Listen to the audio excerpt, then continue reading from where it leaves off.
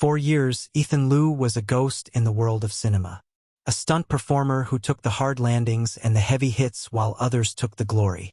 His life was stolen by his supposed best friend, Ryan Zhao, who used Ethan's talent, notes, and even his very identity to build a career on lies.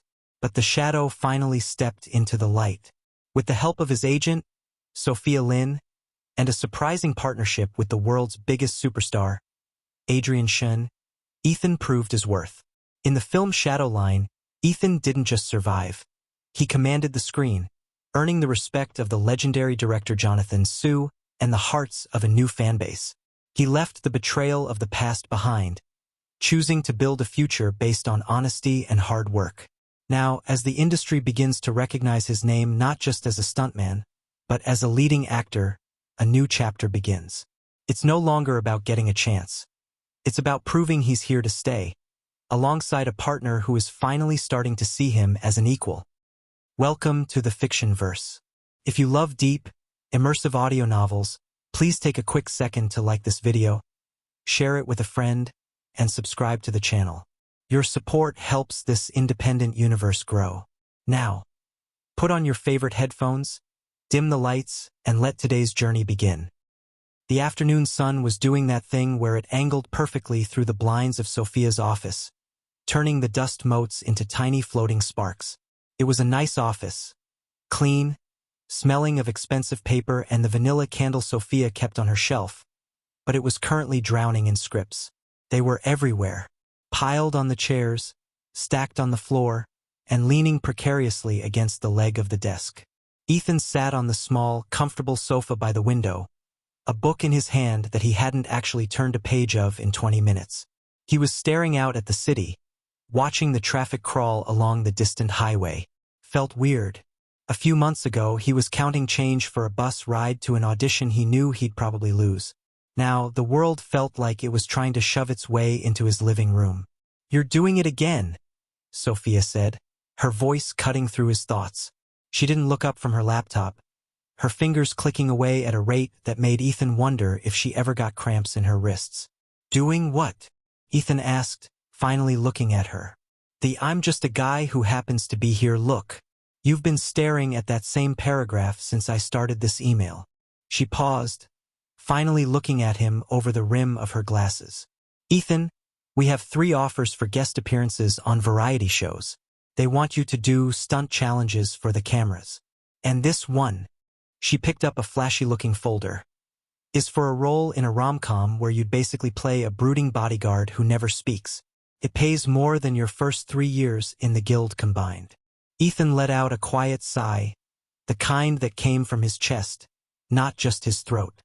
"I'm not a brooding bodyguard, Sophia, and my knees aren't interested in doing stunt challenges for a laugh. I spent 10 years doing that for a living. I'd like to actually use the dialogue part of my brain for a while." Sophia smiled, that proud, older sister look she got whenever he stood his ground. "I already told them no. I just wanted to see if the fame was starting to make you lazy. It hasn't. Good."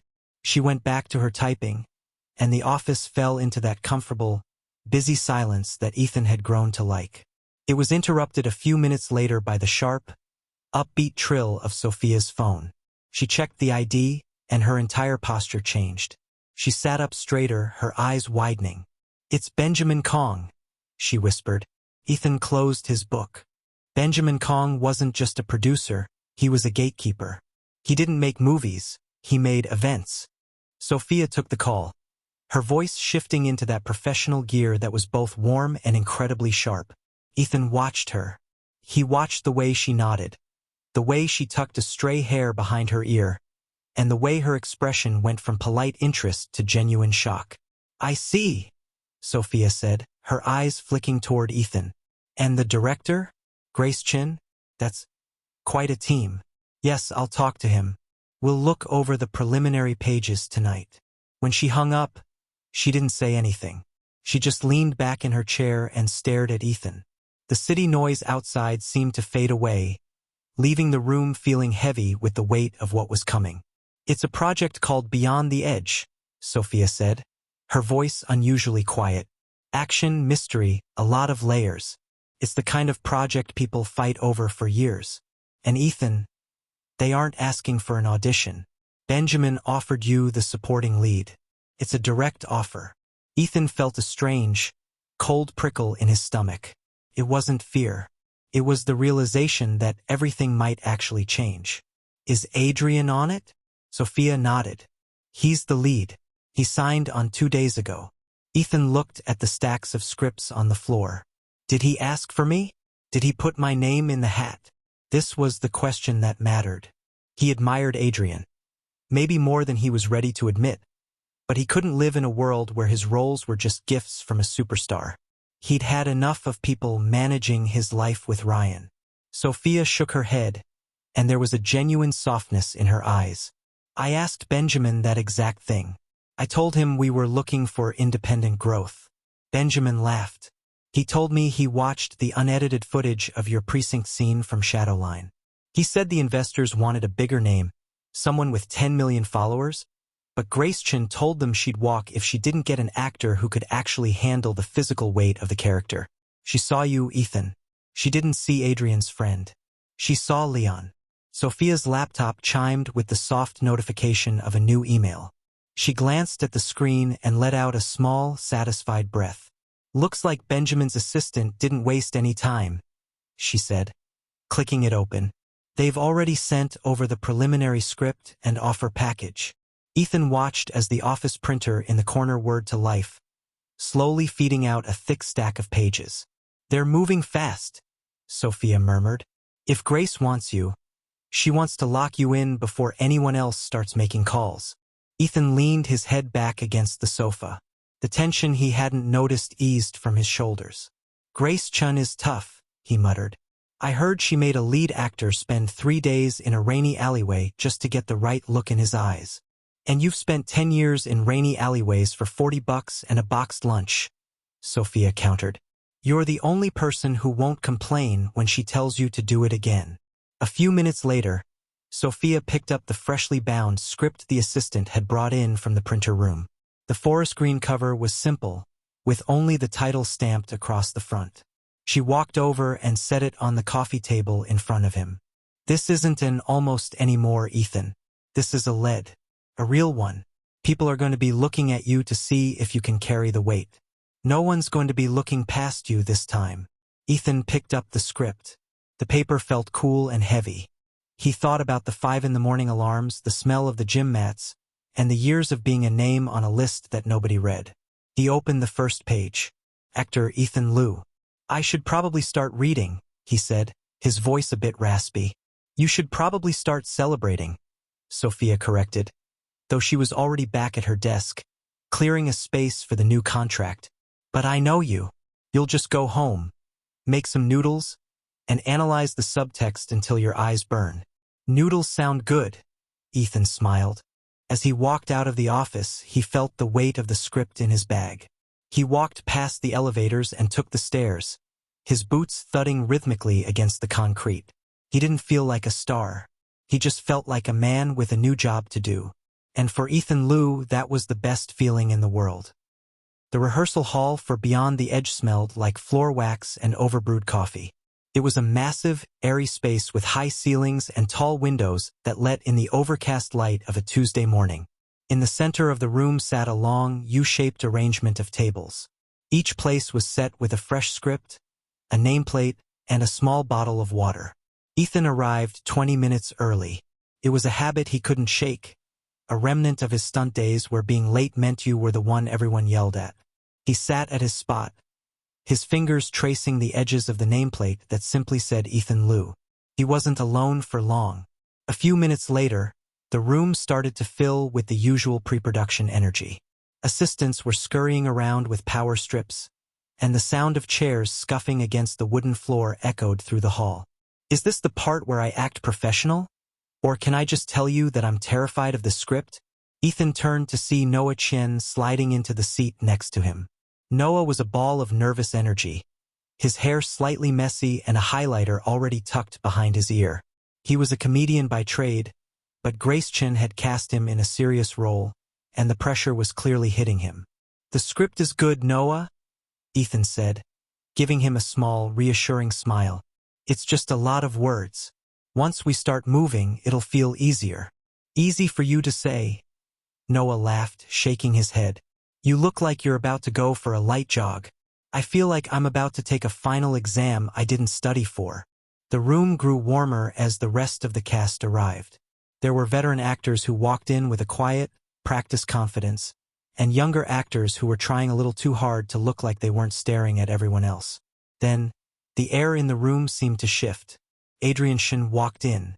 He wasn't wearing a suit or a designer coat today. He was in a simple black hoodie and jeans, his hair looking like he'd just run his fingers through it. He looked like a guy who'd been up since dawn reading. He didn't make a big entrance. He just nodded to a few people and walked straight toward the table. His eyes found Ethan immediately. You're early, Adrian said, sitting in the chair directly across from Ethan. His voice was low, that familiar, grounded rasp that always made Ethan feel like the room had gotten smaller. Old habits, Ethan replied. Adrian looked at Ethan's script. It was already covered in tiny, handwritten notes in the margins.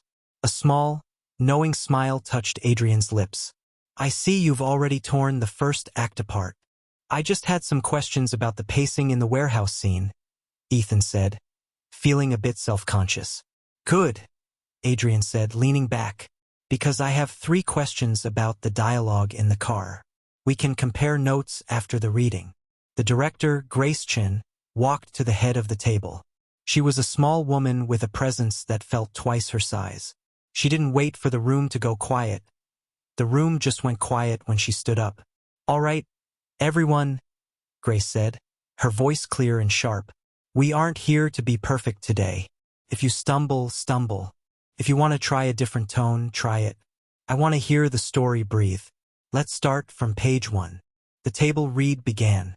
At first, it was the usual, actors finding their footing, the occasional cough, the sound of 100 pages turning at once.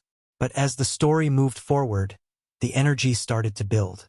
Then came the first scene between Ethan's character, a man hiding a heavy secret, and Adrian's character, the one trying to pull it out of him. Ethan didn't look at the script as much for this part. He leaned forward, his voice dropping into a quiet, guarded tone. When Adrian spoke, Ethan listened to the rhythm of the words, finding the gaps where his character would be afraid to speak. Adrian met him beat for beat. They didn't shout. They didn't try to outact each other. They simply listened. 2 people in a room trying to figure each other out. The rest of the table seemed to disappear. Noah, who usually had something to say, was dead silent, his script forgotten in his lap. Even Benjamin Kong, sitting by the window, had stopped checking his phone. When the scene ended, there was a long, heavy pause. Grace Chin didn't say good. She just looked at her notes for a long time before looking up at them. That's the center, Grace said quietly. If we keep that honesty, we have a movie. Let's move to Act 2. As the reading continued, Ethan felt a strange sense of calm. Working with Adrian wasn't about the fame or the pressure anymore. It was about trust. He knew that if he took a risk, Adrian would be there to catch it. And Adrian knew the same. When the reading finally wrapped, the room erupted into a buzz of excited conversation. Noah let out a long, loud exhale. Okay, Noah said, looking at Ethan and Adrian. I officially feel like I need to go home and practice my lines for another 12 hours. You guys are making me look like a high school play. You were fine, Noah, Adrian said, offering him a rare, genuine grin. I was a B- at best, Noah joked, grabbing his bag. You too. You've got that shared brain thing going on. It's a little creepy, honestly. As the cast started to filter out, Benjamin Kong walked over to the table. He looked at Ethan and Adrian, a satisfied expression on his face. I had 3 producers tell me this pairing wouldn't work because the energy was too different, Benjamin said. I think I'm going to send them the audio from today. They'll be very quiet after that. We're just getting started, Benjamin, Ethan said. I know, Benjamin smiled. That's what I'm excited about. Ethan and Adrian walked toward the exit together, discussing a line in the final act that they both thought felt a little too polished. They didn't look like a superstar and a newcomer. They looked like two craftsmen talking about their tools. As they stepped out into the cool afternoon air, Ethan looked at the script in his hand. He realized that for the first time he wasn't worried about being seen. He was just looking forward to the work. The morning air was thick and tasted like the coming rain. Adrian Shin sat in the back of his SUV, the tinted windows cutting him off from the world outside, though he could still hear the distant, muffled roar of the city waking up. His tablet was open on his lap, a relentless stream of schedules, brand briefings, and media requests scrolling past. "The photo shoot is moved to 10 a.m., Marcus said from the front seat, not looking back. "Then you have the interview with Global Cinema, the charity gala briefing, and the wardrobe check for the next commercial." Adrian didn't answer. He was staring at a photo a fan had taken of him at the airport. He looked perfect, hair swept back, eyes hidden behind dark glasses, a distant, elegant expression on his face. He looked like the icon everyone wanted him to be. He also felt like he hadn't had a full breath of air in 3 days. "Adrian, you hear me?" Marcus asked. "I hear you, Marcus," Adrian said, his voice a low, tired rasp. "Is there any time in there for, I don't know, a nap? Or a human conversation?" Marcus finally looked back, his expression softening just a fraction. "You have 30 minutes between the interview and the wardrobe check. I'll see if I can push the designer back." "Thanks," Adrian murmured. The rest of the morning was a blur of bright lights and rehearsed smiles. He answered the same questions he'd been answering for a decade. He stood in the poses the photographer asked for. He agreed with the marketing team about the vision for his brand. By the time he reached the studio set for Beyond the Edge, his head was a dull hum of exhaustion. The studio buzzed with shouted instructions and rolling equipment. Crew members were hauling cables, and the sound of a hammer hitting would echoed from the far end of the stage. It should have been more stressful, but as Adrian stepped onto the set, he felt the tension in his jaw start to ease. He saw Ethan. Ethan was over by the stunt mats, dressed in his character's worn-out jacket, talking to a couple of the guys from the crew. He wasn't doing anything special. He was just laughing at a joke one of the grips made, his posture relaxed and easy. Adrian walked over, his footsteps silent on the concrete floor. Ethan noticed him and offered a small, grounded nod. "Tough morning?" Ethan asked. He didn't ask it like a reporter or a fan. He asked it like a friend who already knew the answer. "The usual," Adrian said, leaning against a nearby equipment crate. "Too many people, not enough air." "Well, Grace is in a mood today," Ethan said, his voice a quiet, steadying presence. "She's already complained about the lighting 3 times. We're probably going to be doing a lot of waiting." "Good," Adrian breathed. "Waiting sounds perfect." They spent the next 20 minutes just talking. Not about the fame or the schedules or the perfect gentleman image. They talked about the choreography for the upcoming fight scene. They talked about a book Ethan had finished that morning. They talked about the best place to get spicy noodles near the studio. Adrian realized that he hadn't looked at his phone once since he arrived. The frantic pace outside the studio already felt far away. Here, in the shadows of the soundstage, he didn't have to be the icon. He could just be the guy who was tired. "You're doing that thing again," Ethan said, a small smile touching his lips. "What thing?" "You're actually breathing," Ethan teased.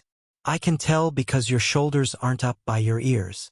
Adrian laughed, a genuine, quiet sound that didn't have any of the superstar polish. "Is it that obvious?" "To me, yeah," Ethan said.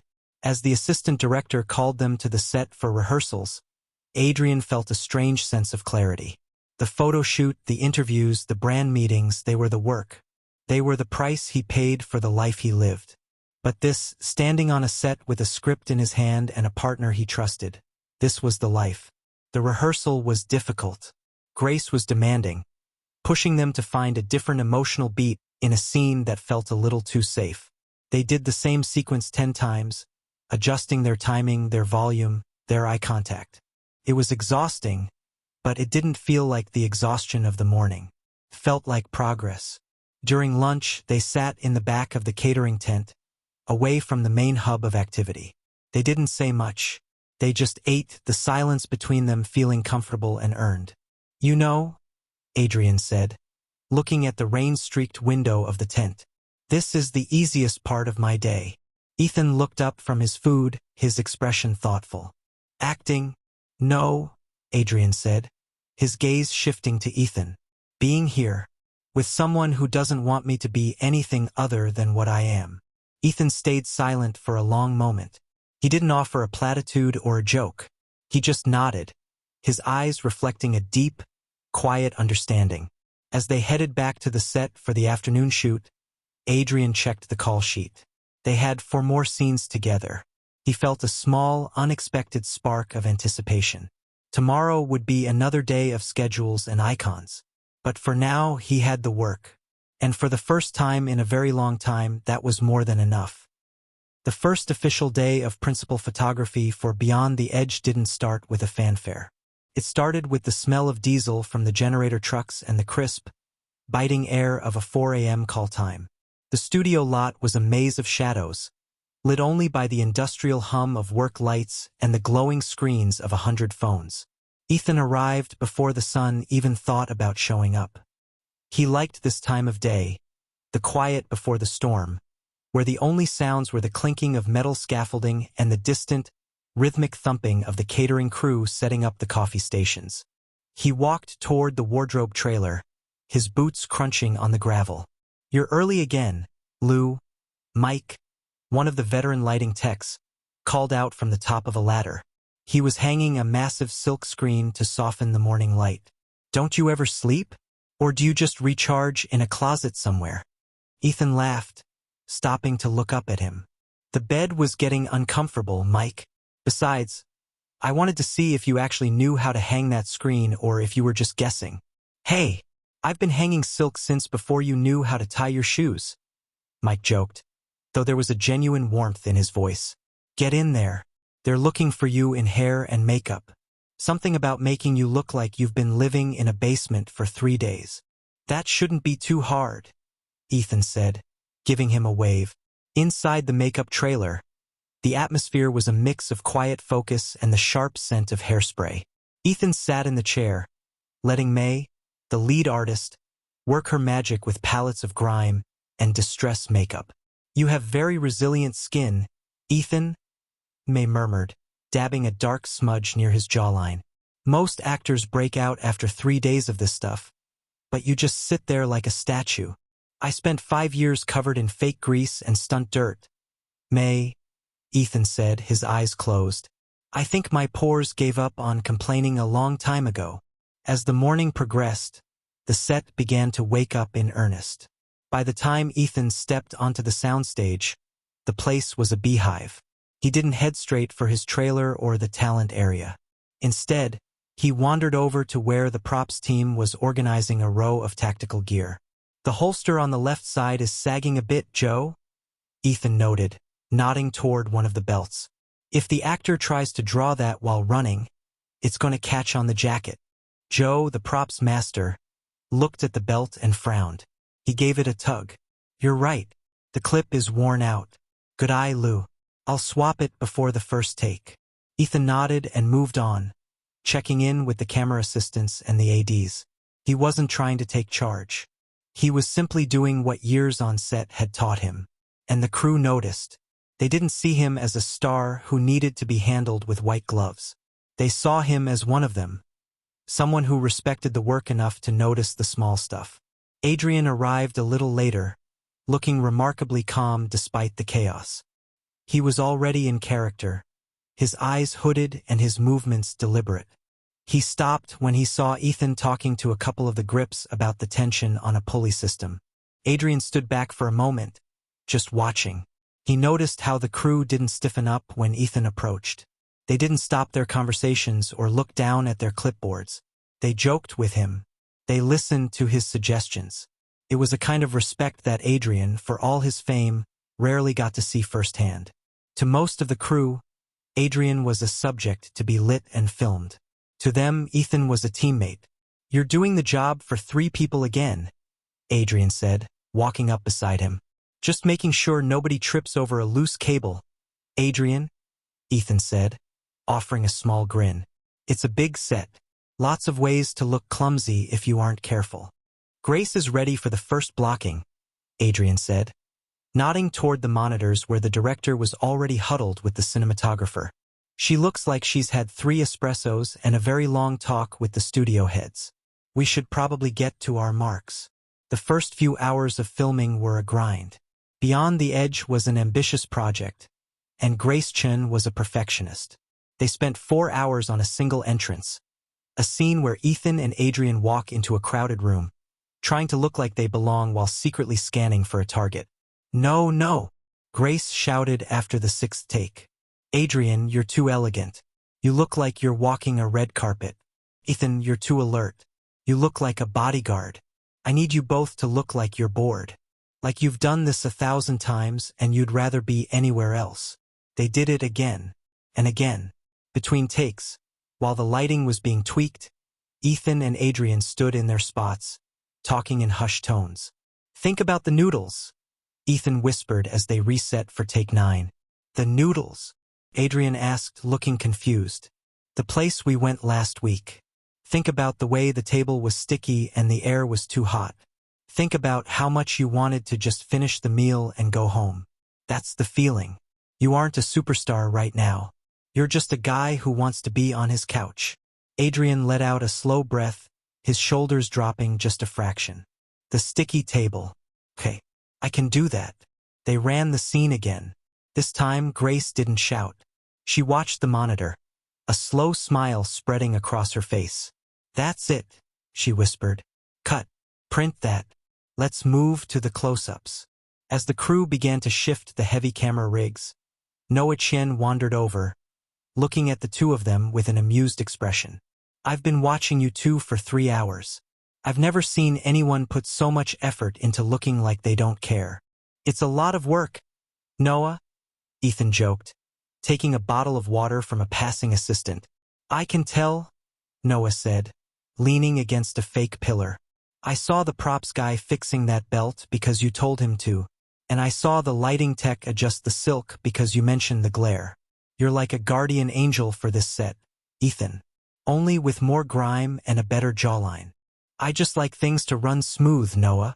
Well, the crew loves you for it, Noah said, his voice becoming a bit more serious. I've been on sets where the leads won't even look at the grips. You're making everyone feel like they're part of the movie. That goes a long way when we're on hour 14 and everyone's tired. Ethan looked around the set, the tired eyes of the crew, the hum of the machines, the smell of wood dust and sweat. He wasn't just an actor in a movie. He was part of a living, breathing thing. And for the first time in his life, he didn't feel like a shadow in the corner. If the first week of filming was about finding the rhythm, the second week was about finding the impact. The schedule for Thursday was dominated by one thing, Sequence 42. It was a high-intensity fight in an abandoned warehouse, involving Ethan, Adrian, and 4 stunt performers. The air on the soundstage felt different this morning. It was tense, focused, and smelled of the thick mats being laid out over the concrete floor. Ethan was in his element. He was already on the mats, moving through the choreography with the stunt team. He wasn't just practicing his moves, he was checking the physics of the scene, the way a chair would slide, the way a person would fall if they hit the corner of the table. You're making them work too hard, Ethan, Mason shouted from the sidelines. He was there as the secondary stunt coordinator, his arms crossed over his massive chest. Just making sure they don't get lazy, Mason, Ethan panted, stepping back from a successful parry. Adrian arrived a few minutes later, looking a bit apprehensive. He'd done action scenes before, but Beyond the Edge was aiming for a level of realism that was far beyond the polished, heroic fights of his previous films. You look like you're about to walk into a lion's den, Ethan said, walking over and handing Adrian a bottle of water. I've seen the choreography, Ethan, Adrian said, taking a sip. It looks like a dance. A very painful, very fast dance. It's just timing, Adrian, Ethan said, his voice calm and steadying. It's not about being fast. It's about being in the right place at the right time. Here, let's run the first sequence. Just the footwork. They spent the next hour working through the beats. Ethan moved with the effortless precision that came from years of stunt work. He didn't just show Adrian what to do. He explained the why behind it. "Don't think of it as a punch," Ethan said, adjusting Adrian's stance. "Think of it as a push. You aren't trying to hit the guy. You're trying to move him out of your way so you can get to the exit. Keep your weight centered. If you lean too far, you lose your balance, and the camera sees the struggle." Adrian followed his lead, his brow furrowed in concentration. He was a quick learner, but he lacked the muscle memory that Ethan had spent a decade building. But as they worked, the trust started to show. Adrian stopped looking at his feet. He stopped worrying about the mark. He started looking at Ethan. Grace Chin gathered the team together for a final briefing before the cameras started rolling. "I don't want a movie fight," she said, her eyes sharp. "I don't want people flying through the air or doing flashy kicks. I want it to be ugly. I want it to be desperate. I want to see the exhaustion in every move." "We're ready, Grace," Ethan said. The first few takes were a blur of motion and heavy breathing. The sound of bodies hitting the mats, covered in thin carpet to look like concrete, echoed through the stage. Grace watched the monitors with a hawk-like focus, calling for resets and adjustments. "Again!" she shouted. "The timing on the table crash is off by a second. Adrian, you're waiting for the hit. Don't wait. Let it happen." Between takes, the atmosphere was a mix of intense focus and a strange kind of camaraderie. The stunt performers, most of whom had known Ethan for years, were having the time of their lives. "You still got the snap, Lou," one of them joked, rubbing a sore shoulder after a take where Ethan had thrown him over a crate. "Just trying to keep you on your toes." "Ben?" Ethan laughed, helping him up. As the afternoon wore on, the difficulty of the scene started to take its toll. The air was thick with the scent of sweat and the fine dust from the mats. Adrian was starting to look genuinely tired, his character's desperation becoming less of an act and more of a reality. "You okay?" Ethan asked quietly as they reset for the final climax of the fight. "I'm fine," Adrian panted, wiping sweat from his forehead. "Just remind me never to complain about a 4 a.m. wardrobe check again. This is much harder." "We're almost there," Ethan said, his voice low and encouraging. "This last sequence is all about the trust. When I grab your shoulder, you have to lean back. I'll catch your weight. Don't hesitate. If you hesitate, the timing breaks." Adrian looked at him, his gray eyes reflecting an absolute, quiet trust. "I won't hesitate." "Rolling!" the AD shouted. "Action!" The warehouse erupted into motion. They moved through the warehouse, dodging blows and using the environment as a weapon. At the climax, Ethan grabbed Adrian's shoulder, pulling him back as a target swung a heavy pipe, prop foam, but it looked like steel, over his head. Adrian leaned back, his entire weight resting on Ethan's arm. Ethan held him steady, his muscles tensed, before swinging Adrian around into a final defensive move. "Cut! Print that!" Grace shouted, her voice full of genuine excitement. "That was perfect. The trust in that last beat. That was exactly what I was looking for." The crew erupted into spontaneous applause. It wasn't just for the scene. It was for the work. They had seen the two leads pushing themselves for 8 hours, working as a unit rather than two individuals. The stunt team gathered around Ethan, high-fiving him and laughing. They didn't treat him like a talent who had survived a difficult day. They treated him like a veteran who had just led a successful raid. Noah Chen walked over, shaking his head. "I officially take back everything I said about acting being easy. I would have been in the hospital by take 3. It's just another day at the office, Noah," Ethan joked, though he was breathing hard, his own shirt soaked with sweat. Adrian walked up beside him, his breathing finally starting to slow down. He looked at the stunt crew, then at Ethan. For the first time, he realized that Ethan's greatest strength wasn't his martial arts or his physical endurance. It was the way he made everyone else around him feel like they could do it, too. "You saved my ribs on that third take, Ethan," Adrian said, his voice quiet enough that only Ethan could hear. "I was off balance. If you hadn't adjusted your grip, I would have hit that crate for real. That's what partners are for, Adrian, Ethan said, offering him a bottle of water. As the crew began to dismantle the fight set, packing away the mats and resetting the crates, Adrian watched Ethan helping the stunt team roll up a heavy carpet. He realized that for all the awards and the fame he had never felt as real as he did today. He had been part of a team. He had been part of the gears. And as they walked off the set together, the superstar and the stuntman, Adrian realized he didn't want to go back to the world of perfect gentlemen and icons. He wanted to stay right here, in the grime and the sweat, where the work actually meant something. As the weeks on the set of Beyond the Edge turned into a solid month, the high-octane energy of the first few days leveled out into a steady, comfortable hum. The soundstage had become a world of its own, a place where time was measured not by clocks, but by the number of scenes left on the daily call sheet. It was a Tuesday afternoon, and the set was currently in a state of organized waiting. A heavy rainstorm was hammering against the corrugated metal roof of the studio, the sound like 1,000 tiny drums.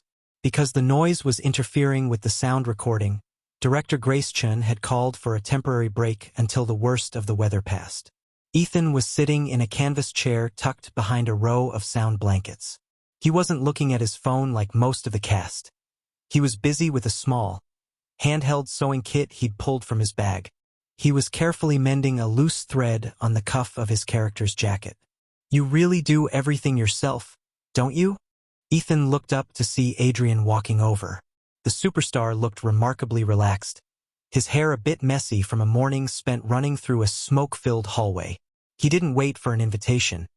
He just pulled over a nearby equipment crate and sat down.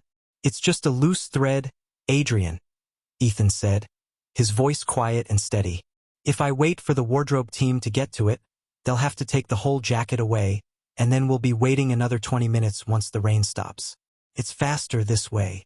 Adrian watched the way Ethan's fingers moved, precise, calm, and practiced. "I don't think I've ever seen a lead actor mend his own costume before. Most people would just yell for an assistant. I spent 10 years in the back of trailers where if you didn't fix it, you wore it broken." Ethan shrugged, tying off the knot and snipping the thread with a small pair of scissors. "It's hard to break the habit of being useful." Adrian leaned his head back against the sound blanket, closing his eyes for a second. "Being useful sounds nice. Most days I just feel like I'm a very expensive piece of luggage that people keep moving from one room to another." Ethan set the sewing kit aside and looked at him. He noticed the way Adrian's jaw was less tight than it usually was during the morning briefings. "The rain is a good excuse to just sit, isn't it? No cameras, no schedules for a few minutes. It's the best part of the day," Adrian admitted, his eyes still closed. "Usually, if I'm sitting still, there's a microphone in my face or someone is telling me how to feel about a brand of watch. Here, it's just the rain." They spent the next half hour just talking. It wasn't the kind of conversation people expected from stars. They talked about the weird smell of the studio's old air conditioning system. They talked about a documentary Ethan had watched about deep-sea creatures. They talked about how Adrian secretly hated the flavor of the energy water the agency kept sending to his trailer. The crew, moving quietly around the set to prepare for the next shot, began to notice the two of them. It wasn't unusual because they were together. It was unusual because they stayed with the crew instead of disappearing into private trailers. In an industry where leads often retreated to their private trailers the moment cut was called, seeing Ethan and Adrian just hanging out was becoming the new normal. "Look at them," Mike, the lighting tech, whispered to a grip as they hauled a heavy cable past. "They've been sitting there for 20 minutes. They aren't even looking at their scripts. They look like they've known each other for 20 years, the grip replied. "I saw Lou sharing his snacks with Shin earlier, like they were kids at a park or something. It's weird. But, I don't know, it makes the set feel better, doesn't it?" Mike nodded. "Yeah, it's quieter. No ego flying around."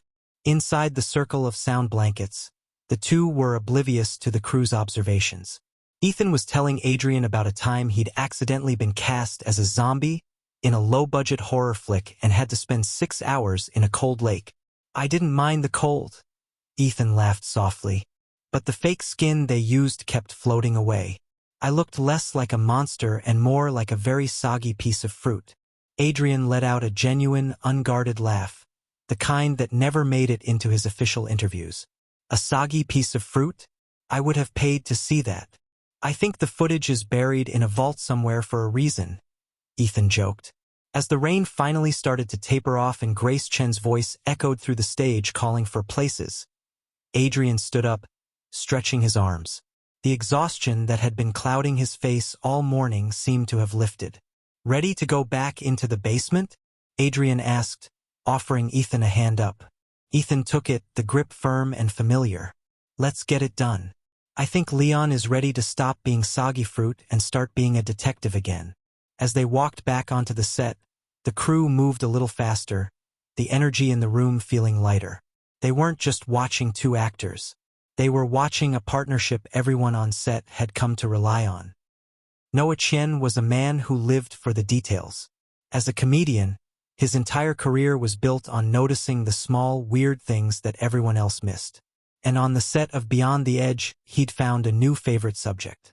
It was 3 weeks into filming, and Noah was currently sitting at the catering table, nursing a cup of tea and watching the set with the intensity of a wildlife photographer. You're staring again, Noah. May, the makeup artist, said as she walked past with her kit. I'm not staring, May.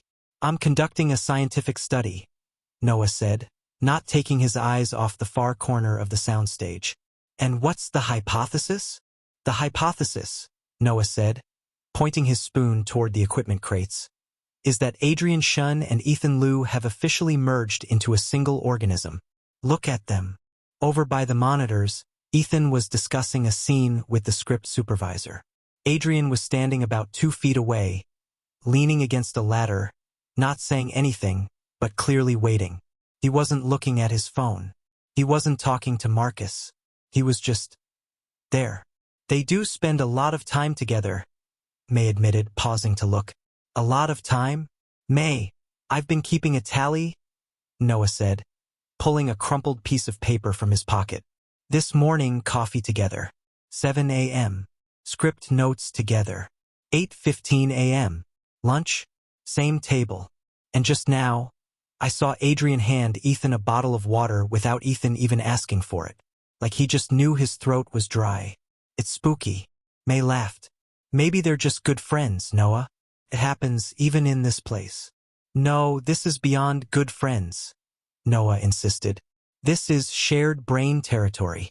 I tried to find Adrian 10 minutes ago to ask about the weekend schedule. I didn't look for Adrian. I just looked for Ethan. And sure enough, there was the superstar, tucked away in the corner like he was part of Ethan's shadow. Noah decided to test his theory. He waited until Ethan walked away from the monitors to go toward the wardrobe area. A few seconds after Ethan walked away, Adrian turned and followed. Noah intercepted them in the hallway. Hey, question for the duo, Noah said, popping up between them. Ethan stopped, looking a bit surprised. What's up, Noah? You need help with the dialogue for the precinct scene again? No, I've got the lines. I have a question about physics, Noah said, looking between them. If I were to take Ethan and move him to the other side of the studio, how long would it take for Adrian to realize he's moved?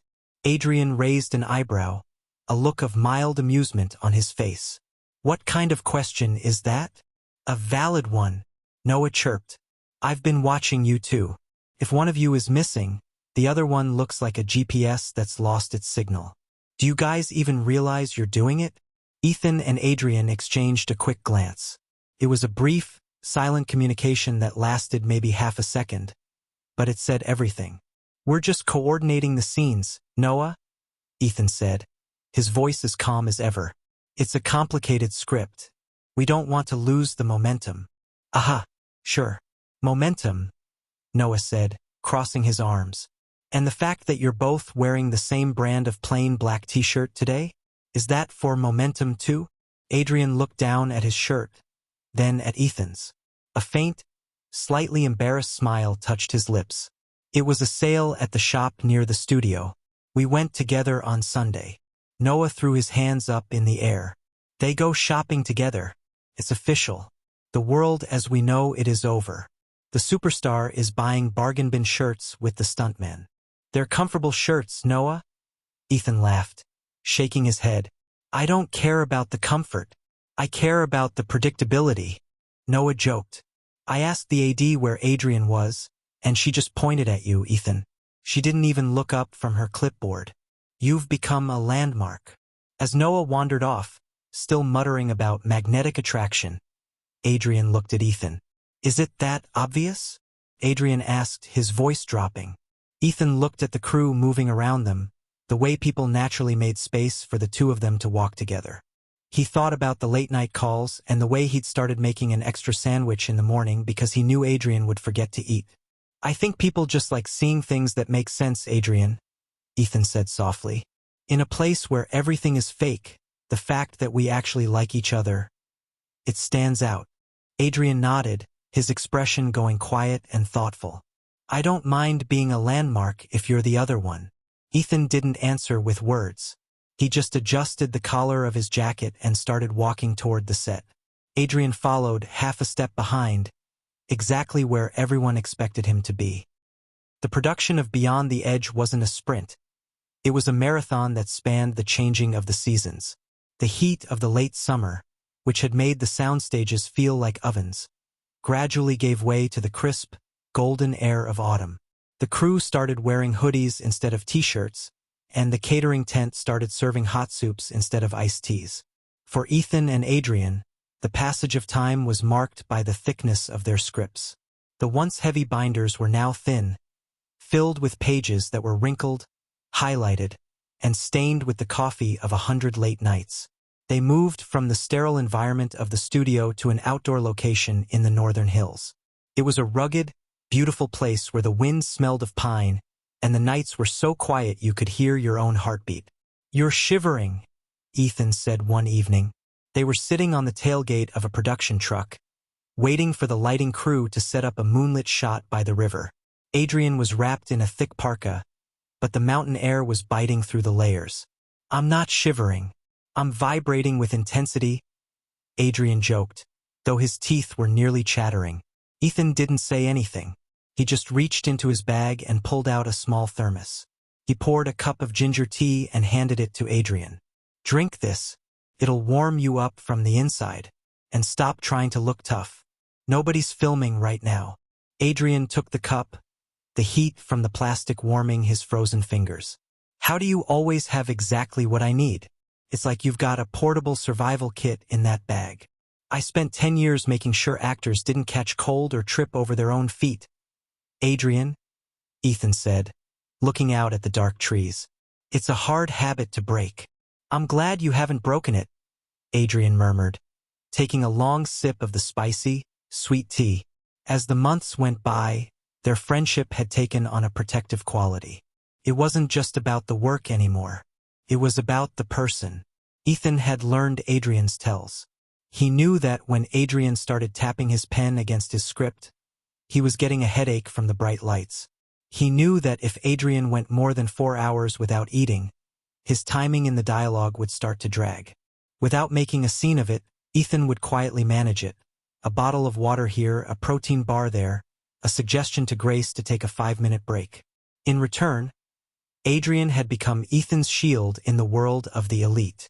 Whenever a pushy producer or a hungry reporter tried to corner Ethan, Adrian was there. He would steer the conversation back to himself, or simply stand beside Ethan with an air of authority that made people think twice about being disrespectful. You don't have to do that, you know, Ethan said once, after Adrian had shut down a particularly rude interviewer who was asking Ethan about his stuntman salary. I know I don't have to, Adrian had replied. I want to. You spend all day making sure I don't fall. The least I can do is make sure people don't talk down to you. By the time the final month of filming arrived, the two of them had become a legend on the set. The Phoenix and the Star. One evening, as they were wrapping a particularly difficult emotional scene, director Grace Chen walked over to them. She looked at the two of them, tired, covered in fake dust, and leaning against each other for support. I've been doing this for 30 years, Grace said, her voice full of a rare, soft warmth. I've seen great actors. I've seen big stars. But I've never seen a partnership like this. You two aren't just acting the trust. You're living it. It makes the job easier, Grace, Ethan said. No, Grace corrected. It makes the movie better. I was looking over the footage from the first month yesterday. You can see the change. You aren't just co-stars anymore. You're a unit. As Grace walked away, Ethan looked at Adrian. The realization that the production was coming to an end was starting to settle in. In a few weeks, the warehouse would be empty. The mountain location would be just a memory. They would go back to their separate lives, their separate schedules. It's going to be weird not seeing you at 5 a.m. every day, Adrian said, as if he were reading Ethan's mind. I might still call you at 5 a.m. just to make sure you've had breakfast, Ethan joked, though his voice was a bit heavy. Adrian looked at him, his expression serious. I hope you do. I'm not sure I remember how to be the superstar without you around to tell me I'm being a dork. You'll always be a dork to me, Adrian, Ethan smiled. They sat there on the tailgate of the truck, watching the moon rise over the hills. The months had passed in a blur of work and silence, and as the end drew near, Ethan realized that he hadn't just built a career. He had found something much more permanent. He looked at the script in his hand. The forest green cover was faded and torn, but the name on the front, Ethan Liu, felt more solid than ever. He wasn't the actor nobody expected anymore. He had found where he belonged, and for the first time it didn't feel temporary. The final night on the set of Beyond the Edge didn't feel like a celebration. It felt like the end of a long, exhausting journey where everyone was too tired to run but too satisfied to stop. The soundstage was cooler than usual, the massive air conditioning units humming a steady, low-frequency tune that vibrated in the soles of Ethan's boots. Work had started at 6 in the evening. It was now nearly 4 in the morning. The final scene was a quiet one, a conversation between the two leads in the back of a parked car. The city lights blurred through the rain-streaked glass. It was the emotional anchor of the entire film, and Grace Chen had saved it for last. One more time, Grace's voice came through the monitors, sounding a bit raspy. Ethan, lean into the silence. You don't need to answer him with words. Just look at the dashboard like it holds every mistake you've ever made. Adrian, keep that tone low. You're tired. You're finished. Let the audience hear the weight of the night in your voice. They ran the scene again. In the cramped space of the car, the air was warm and smelled of leather and rain-dampened clothes. Ethan could feel the steady presence of Adrian beside him. There was no need for acting anymore. They were both genuinely exhausted, their movements slow and heavy. Action, Grace whispered. The dialogue flowed like a natural conversation between two people who had seen too much. When the final line was spoken, Ethan let his gaze linger on the rain on the window. The silence in the car stretched out, comfortable and sad all at once. Cut! Grace shouted, but this time, her voice was full of a strange, bright energy. That's a wrap on principal photography for Beyond the Edge.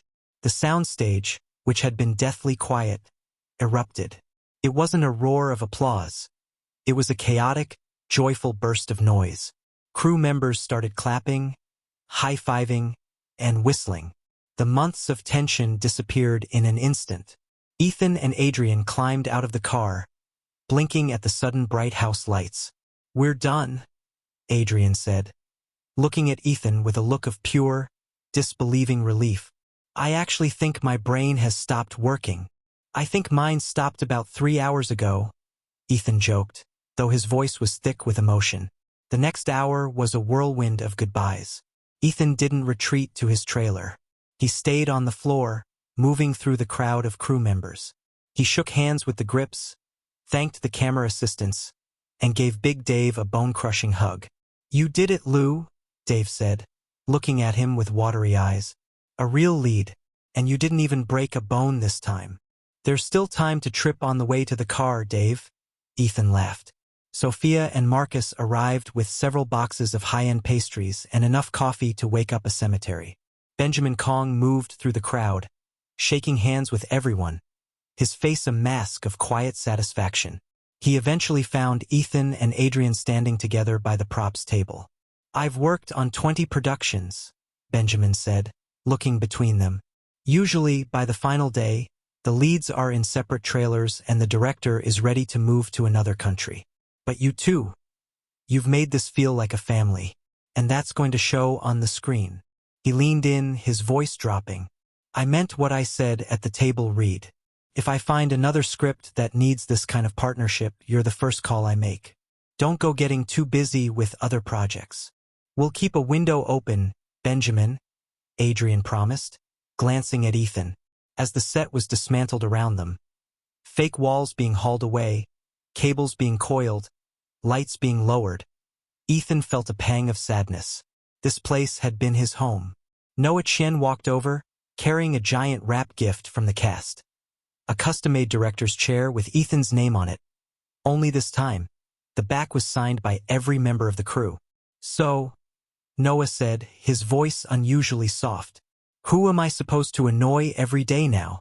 I don't think my apartment has enough momentum for me to survive on my own." "You'll manage, Noah?" Ethan smiled, taking the chair. "I'm sure there's a variety show somewhere that needs a scientific study on friendship." As Ethan walked out of the studio gates for the last time, the sun was just starting to peek over the horizon. He looked back at the massive sound stages, now glowing orange in the dawn light. He felt a hand on his shoulder. "Breakfast?" Adrian asked. He looked tired, messy, and completely normal. "Noodles," Ethan said. "Noodles," Adrian agreed. They walked toward the parking lot, two friends heading into a morning that belonged only to them. The movie was finished, the work was done, and for the first time in his life, Ethan Liu didn't feel like he was leaving anything behind. He was just taking the next step. 3 months passed in a blur of quiet days and sudden, frantic bursts of activity. With the filming of Beyond the Edge finished, the production had moved into the darkroom, the world of editing, sound mixing, and color grading. For Ethan, life had returned to a humbler rhythm. He spent his mornings training, his afternoons reading new scripts in Sophia's office, and his evenings watching old movies. He was no longer invisible Ethan, but he wasn't yet famous Ethan. He was simply waiting for whatever came next. Then came the Tuesday morning when Benjamin Kong sent a simple link to his phone. "The first trailer is live." Ethan was sitting in his small kitchen, a cup of coffee in his hand. He clicked the link, his heart doing a slow, heavy thud against his ribs.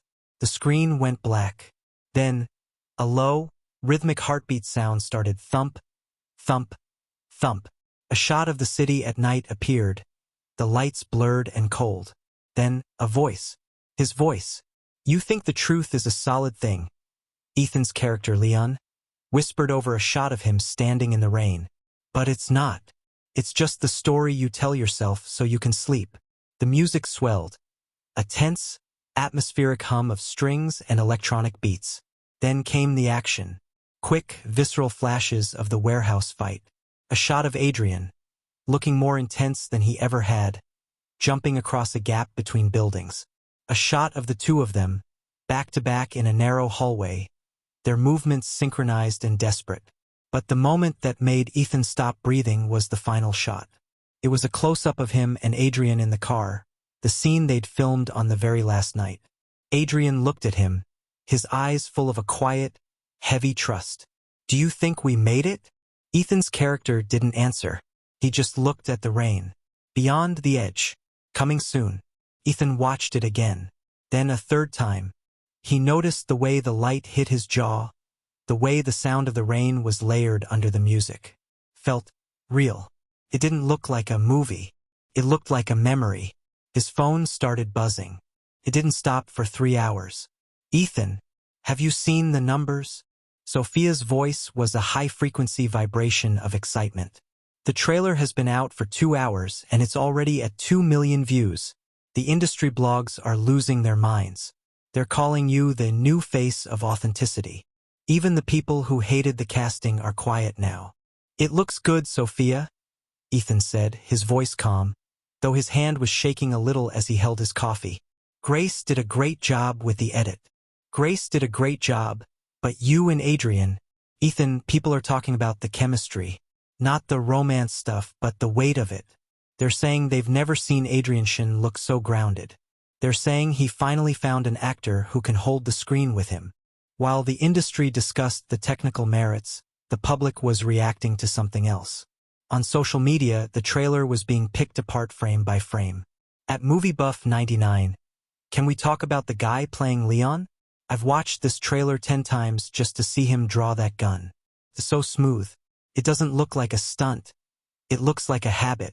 At Stargazer, I didn't think I'd care about a mystery thriller, but the way Adrian looks at the other guy in the car, my heart. There's so much history there, and they didn't even say anything. At Action King, finally, a fight scene that looks like a real fight. Ethan Liu is the real deal. I checked his credits, 10 years as a stuntman. No wonder he looks like he knows what he's doing. Ethan put his phone down and walked to the window. The city outside was the same as it had been yesterday. The traffic was still loud. The air was still hazy. But as he looked at his reflection in the glass, he saw the man from the trailer. He wasn't the underdog anymore. He was the new face. He thought about the 10 years of being the guy who fell so the star could look good. He thought about the bruises, the broken chairs, and the nameless credits. He realized that the trailer wasn't just a marketing tool. He had finally crossed over. And for the first time, he was ready for whatever came next. If the trailer was the spark, the internet was a forest of dry wood waiting to burn. Within 48 hours of its release, Beyond the Edge had become the conversation everyone seemed to be having. But it wasn't the plot or the stunts that the fans were focused on. It was the duo. Ethan was sitting in Sophia's office on Thursday afternoon when Noah Chen burst in, holding his phone like it was a holy relic. Have you seen it? Ethan, tell me you've seen the same brain compilation. Noah shouted, sliding into a chair and shoving his phone into Ethan's face. The what? Ethan asked, squinting at the screen. It was a fan-made video. It was titled Ethan and Adrian. The partnership we didn't know we needed. It was a 60-second edit of every behind-the-scenes clip that had ever been released. It showed them laughing between takes. It showed Ethan handing Adrian a bottle of water. It showed them leaning against the same truck, both reading their scripts in the exact same posture. It showed the stairs photo from the subway set, but this time it was slowed down with a soft, atmospheric piano track playing over it. People are obsessed, Ethan. Noah laughed. They're calling it the unit. I saw a thread on a forum that has 300 comments just analyzing the way you two walk in sync during the hallway scene. Ethan scrolled through the comments, a look of pure confusion on his face. At Ship Captain, I'm not saying they're dating. I'm just saying they have the exact same energy. Look at the way Ethan checks the safety harness for Adrian. He doesn't even look up, he just knows where Adrian is. It's effortless. At Film Theory, what's interesting about this duo is the lack of ego. Usually, with Adrian Shin, you can tell he's the main character. But with Ethan Liu, he looks like he's finally met an equal. They don't compete for the frame. They share it. At Phoenix Fan, can we talk about the fact that they go shopping for t-shirts together? The supermarket photo from last month just resurfaced. They're literally just two dorks who happen to be world-class actors. Why is there slow music? Ethan asked, handing the phone back to Noah. We were just sitting on stairs. It was 4 a.m. and we were covered in soot. That's exactly why they like it, Noah cried. It's real. People are tired of the perfect gentlemen in their tailored suits. They want the guys who look like they've actually been through something together. You two have managed to make sitting on a staircase look like the most meaningful thing in the world. Adrian, who had been quiet in the corner, finally spoke up. He was leaning against the bookshelf, a small, slightly embarrassed smile on his face. I saw an edit that was just 30 seconds of us finishing each other's sentences in the Global Cinema interview, Adrian said. One fan pointed out that we even blink at the same time. We were responding to the same question, Adrian, Ethan said, looking at him. It's not spooky, it's just efficiency. Tell that to the 4 million people who watched the video, Noah joked. As the afternoon went on, Ethan realized that the internet had done something the agency couldn't.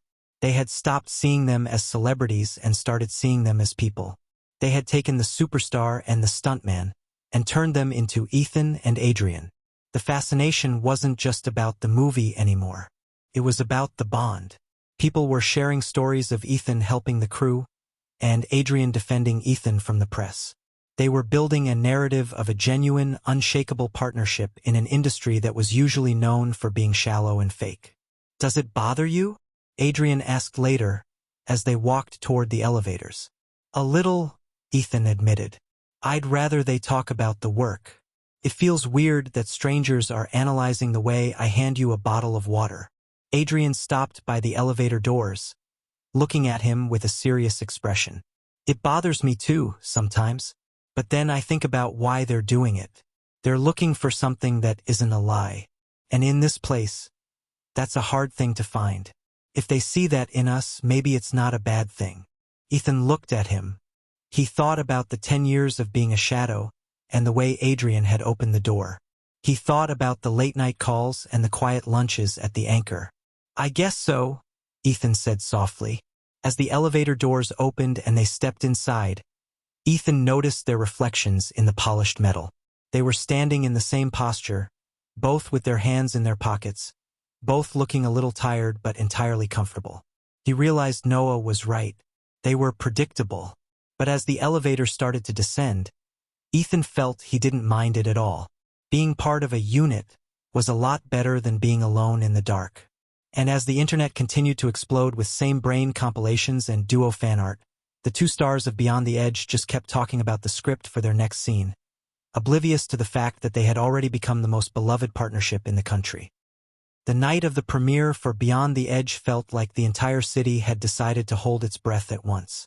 Outside the Grand Cinema, the air was humming with a restless, electric energy that Ethan could feel all the way in the back of the car. The harbor lights were reflecting off the water in long, shimmering streaks of gold and blue, but they were almost completely drowned out by the blinding white flashes coming from the red carpet. Ethan adjusted his cuffs, his fingers feeling a bit stiff. He was wearing a charcoal suit that fit perfectly. Not too tight, but enough to show the results of a decade of physical work. Beside him, Sophia was tapping a fast, rhythmic beat on her tablet. "You look like you're heading into a boxing ring, Ethan," Sophia said, offering a small, encouraging smile. "Try to relax your shoulders. You aren't taking a fall today. You're just walking." "I think I'd prefer the fall, Sophia," Ethan joked, though his voice was steady. "At least I know where the floor is. Out there, I'm not so sure. You'll be fine. Just remember what we talked about.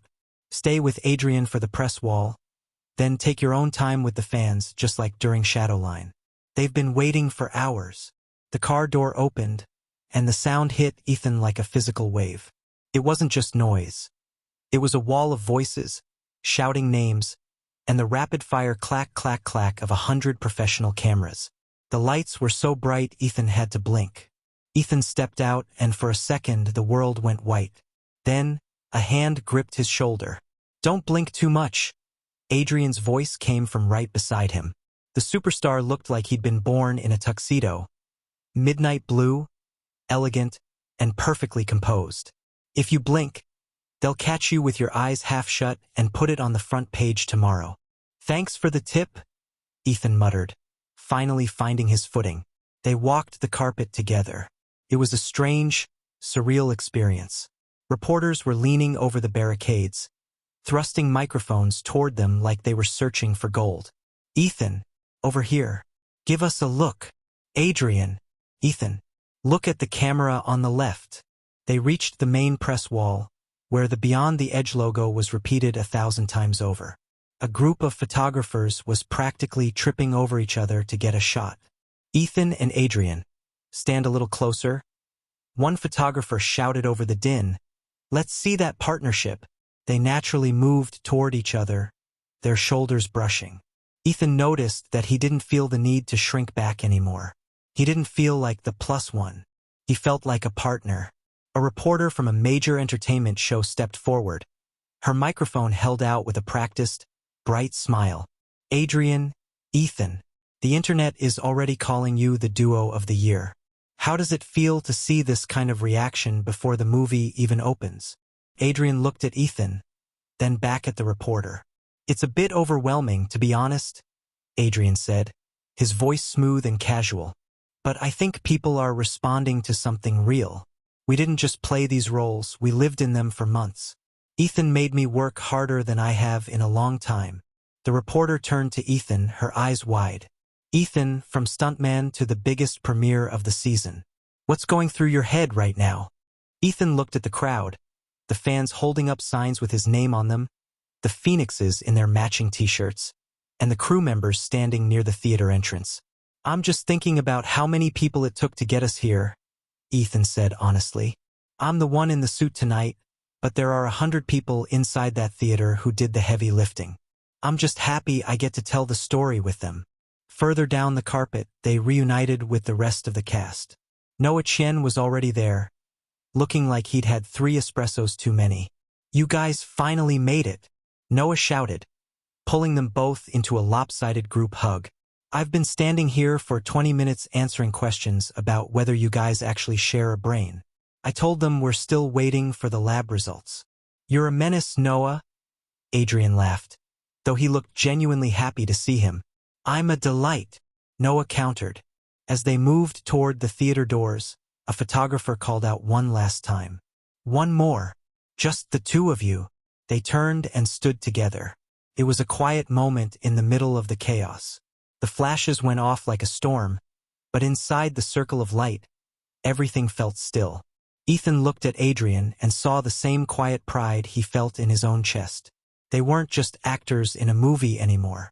They were a team. The theater lights slowly dimmed a few minutes later. The hushed whispers of the audience faded into a heavy, expectant silence. Ethan sat in his seat, his hand resting on the armrest. Beside him, Adrian did the same. As the first frames of the film appeared on the massive screen, Ethan realized that the long road from the shadows had finally led him home. The aftermath of the premiere felt like a landslide. Within 24 hours, the quiet curiosity about the film had turned into a full-blown roar. Ethan was sitting in Sophia's office on Monday morning, the sound of the city traffic a dull hum outside the window. Sophia's phone had been ringing since 6 a.m., a relentless, upbeat trill that was becoming the soundtrack to his new life. They're calling it a masterclass in understated power, Sophia said, reading from a tablet while she simultaneously typed an email. The reviews are in from all the majors. They aren't just talking about the action, Ethan. They're talking about you. Ethan leaned forward, picking up a printed review from the desk. It was from a critic he'd respected for years, a man who was famous for being hard to please. In a world of loud performances and flashy effects, the review read, Ethan Liu provides a grounding force that is impossible to ignore. He doesn't beg for the audience's attention. He earns it with every quiet breath and steady gaze. His chemistry with Adrian Chen is the rare kind of partnership that feels like it's existed for decades. It is, quite simply, the arrival of a major talent. It's a bit much, isn't it? Ethan muttered, feeling a flush of warmth in his face. I was just doing what Grace told me to do. No, Ethan, Sophia said, looking over her glasses. You were doing what you've been practicing for 10 years. And the world is finally noticing. The box office numbers for the first weekend just came in. We've already exceeded the studio's highest projections. It's a hit, a massive one. The success wasn't just in the numbers. It was in the way the industry was moving. Sophia's desk, which used to have a few carefully selected scripts, was now buried under a mountain of folders. I have calls from 3 different directors this morning, Sophia said, her voice full of a quiet, professional triumph. 2 of them want to discuss leading roles. 1 wants you for a high-budget series. They aren't asking for auditions anymore, Ethan. They're asking for meetings. While Sophia managed the professional side of the explosion, Ethan was dealing with the personal one. He couldn't go to the local grocery store anymore without someone doing a double-take. It wasn't the frantic, screaming fame that Adrian dealt with, but it was a new, persistent kind of recognition. It's weird, Ethan told Mason that evening. They were sitting in Ethan's apartment, a couple of takeout boxes between them. I was at the gym today, and a guy stopped me in the locker room just to ask if the warehouse fight was real. He didn't want a photo. He just wanted to know how we did the table crash. Because people respect the work, Ethan, Mason said, gesturing with a spicy skewer. I told you, the Phoenix thing is real. People like seeing a guy who actually knows how to take a hit. I saw a thread online where people were listing every stunt you ever did as a double. You've got people going back and watching old movies just to find the 5 seconds where your face is visible. I hope they don't look too hard, Ethan joked. I was wearing some pretty terrible wigs in those early days.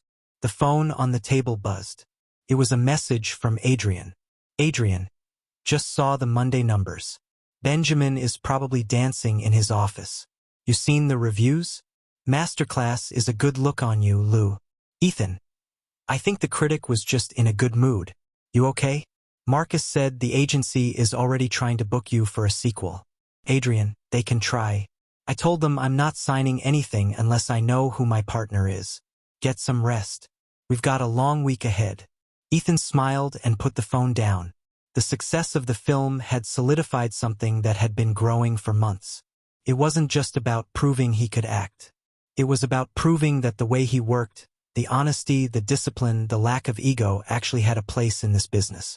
He looked at the stack of scripts on his counter. He didn't feel the need to rush. He didn't feel the ghost of Ryan Zhao breathing down his neck, waiting to steal the next opportunity. He had earned his place. And as he watched the lights of the city flicker through the window, it dawned on him that the shadow was officially gone. There was only the work. And for the first time, the work was enough.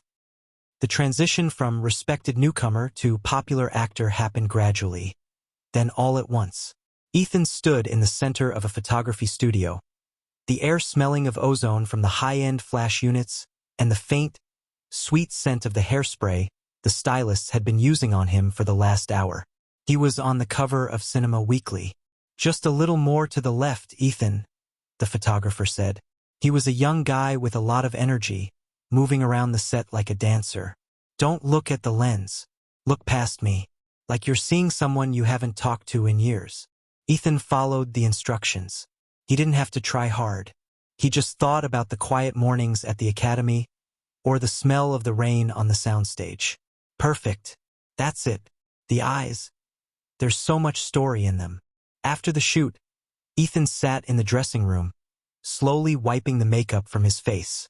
It was a ritual he'd grown to appreciate, the process of peeling back the actor and finding himself underneath again. A knock came at the door.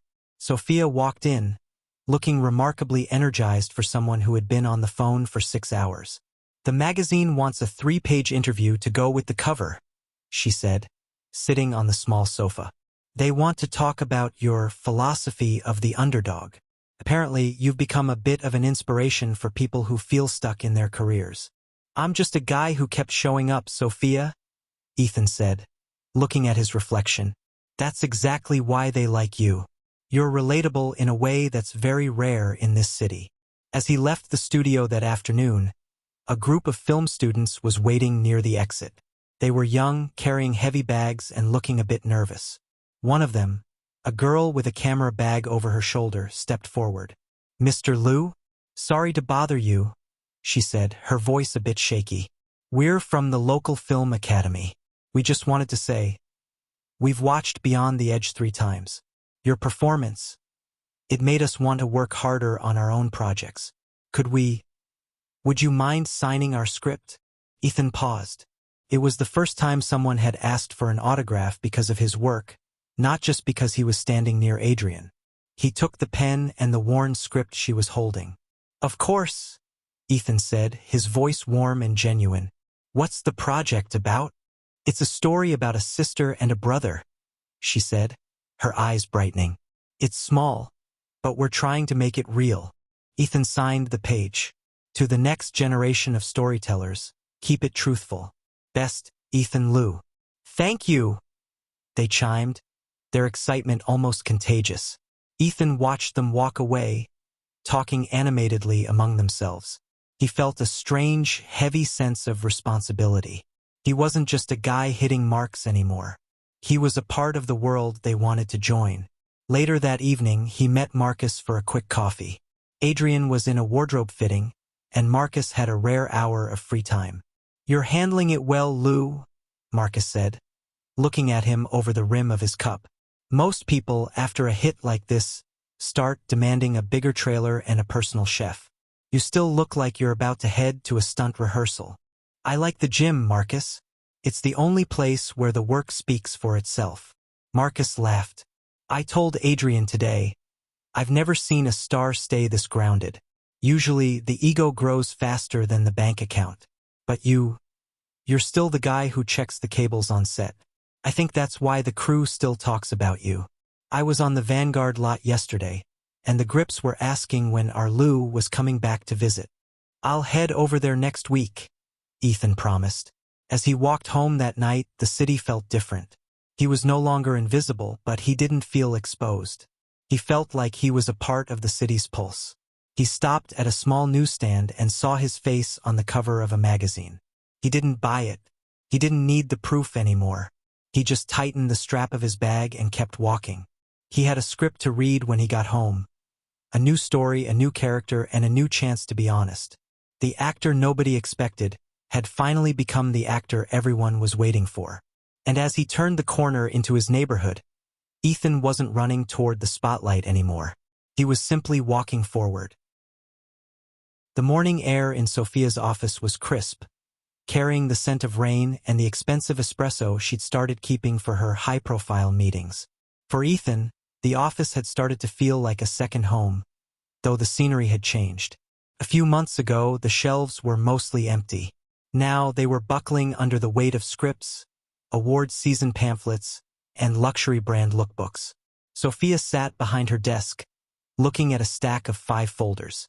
She'd already moved a literal mountain of scripts to a side table, projects she deemed not worth the paper they were printed on. 32, Sophia said, tapping the stack. "That's how many I sent back this week alone. Everything from a reality show where they wanted you to live in the woods to a big-budget action flick that was basically just 2 hours of people yelling at each other in front of a green screen." Ethan leaned back in the leather chair, a cup of coffee in his hand. 32? "I'm starting to feel bad for the trees, Sophia." "Don't. Most of those were just people trying to buy your cool factor. They weren't looking for an actor. They were looking for a billboard." She slid the 5 remaining folders toward him. However, these are different. These directors aren't asking if you're available. They're asking if you're interested." Ethan looked at the folders. They represented 5 completely different lives. There was a period drama set in the 30s, a gritty noir piece, and an experimental film about a man lost in his own memories. "The action film from Studio Blue is offering the highest salary," Sophia noted, her voice neutral. "It's a guaranteed hit. Lots of explosions, a very clean hero arc. You'd be on every bus stop in the country by next summer." Ethan didn't even pick up the folder. "I spent 10 years taking falls in movies like that, Sophia. I know how they end before I even read the first page." "What's the thin one on the bottom?" Sophia smiled. She'd been waiting for him to notice that one. "That's from director Min. The Silent Horizon. It's a psychological thriller.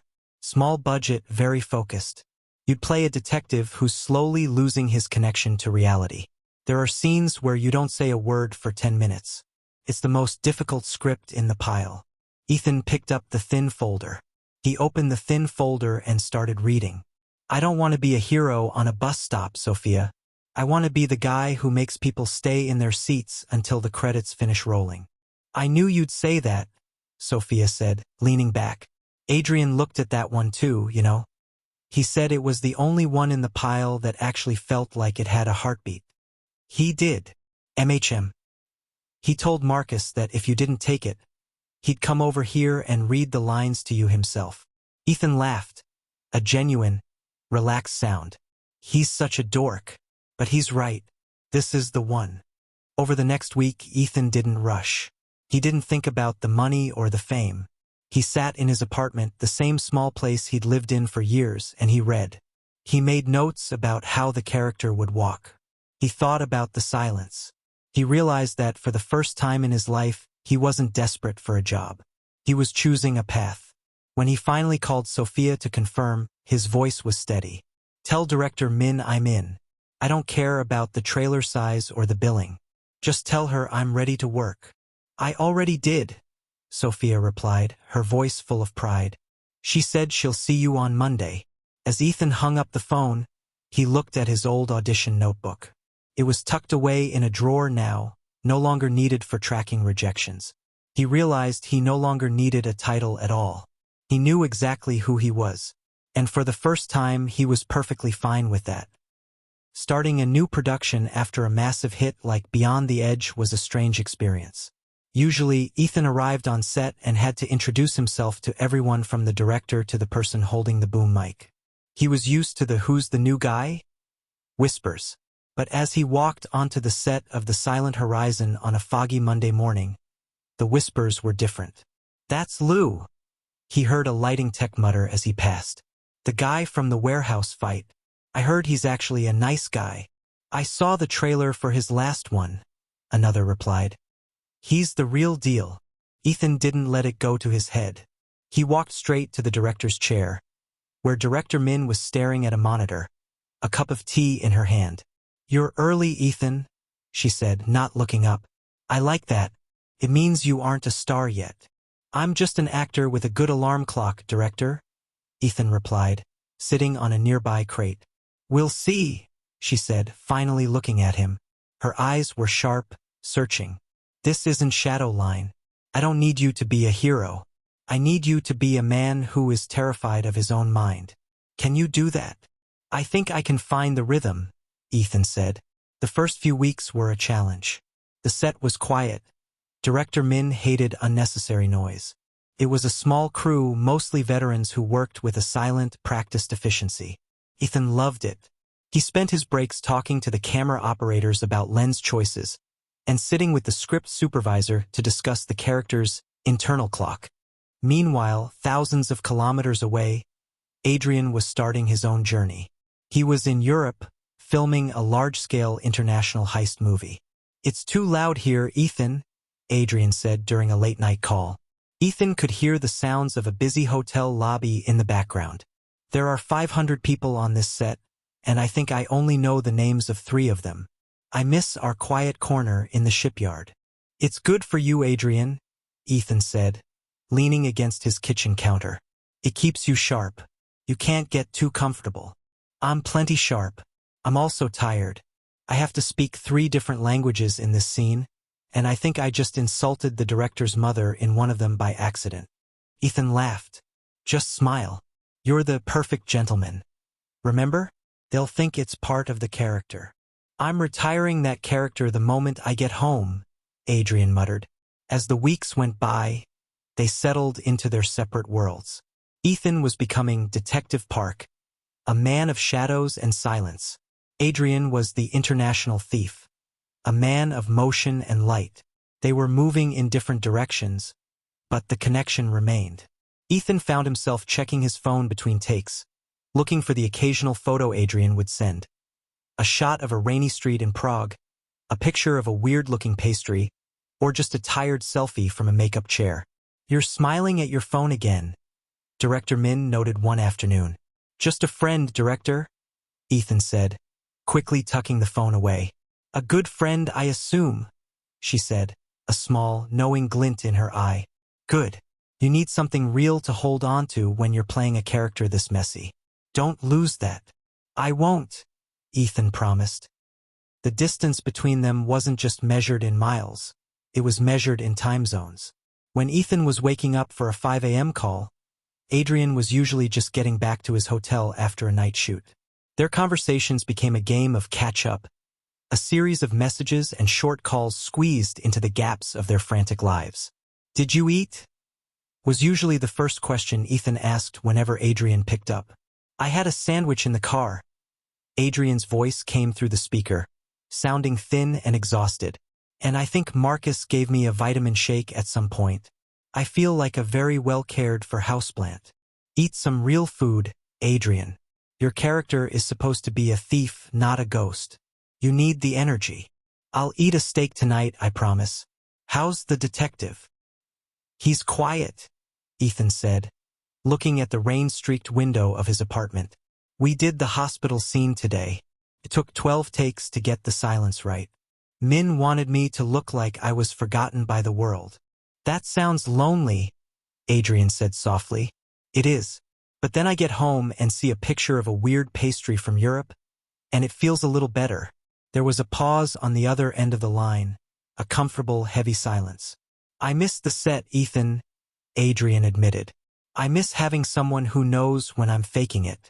Everyone here just thinks I'm being brilliant. I think I'm just being tired. You are brilliant, Adrian. You just need a nap. And maybe a better partner.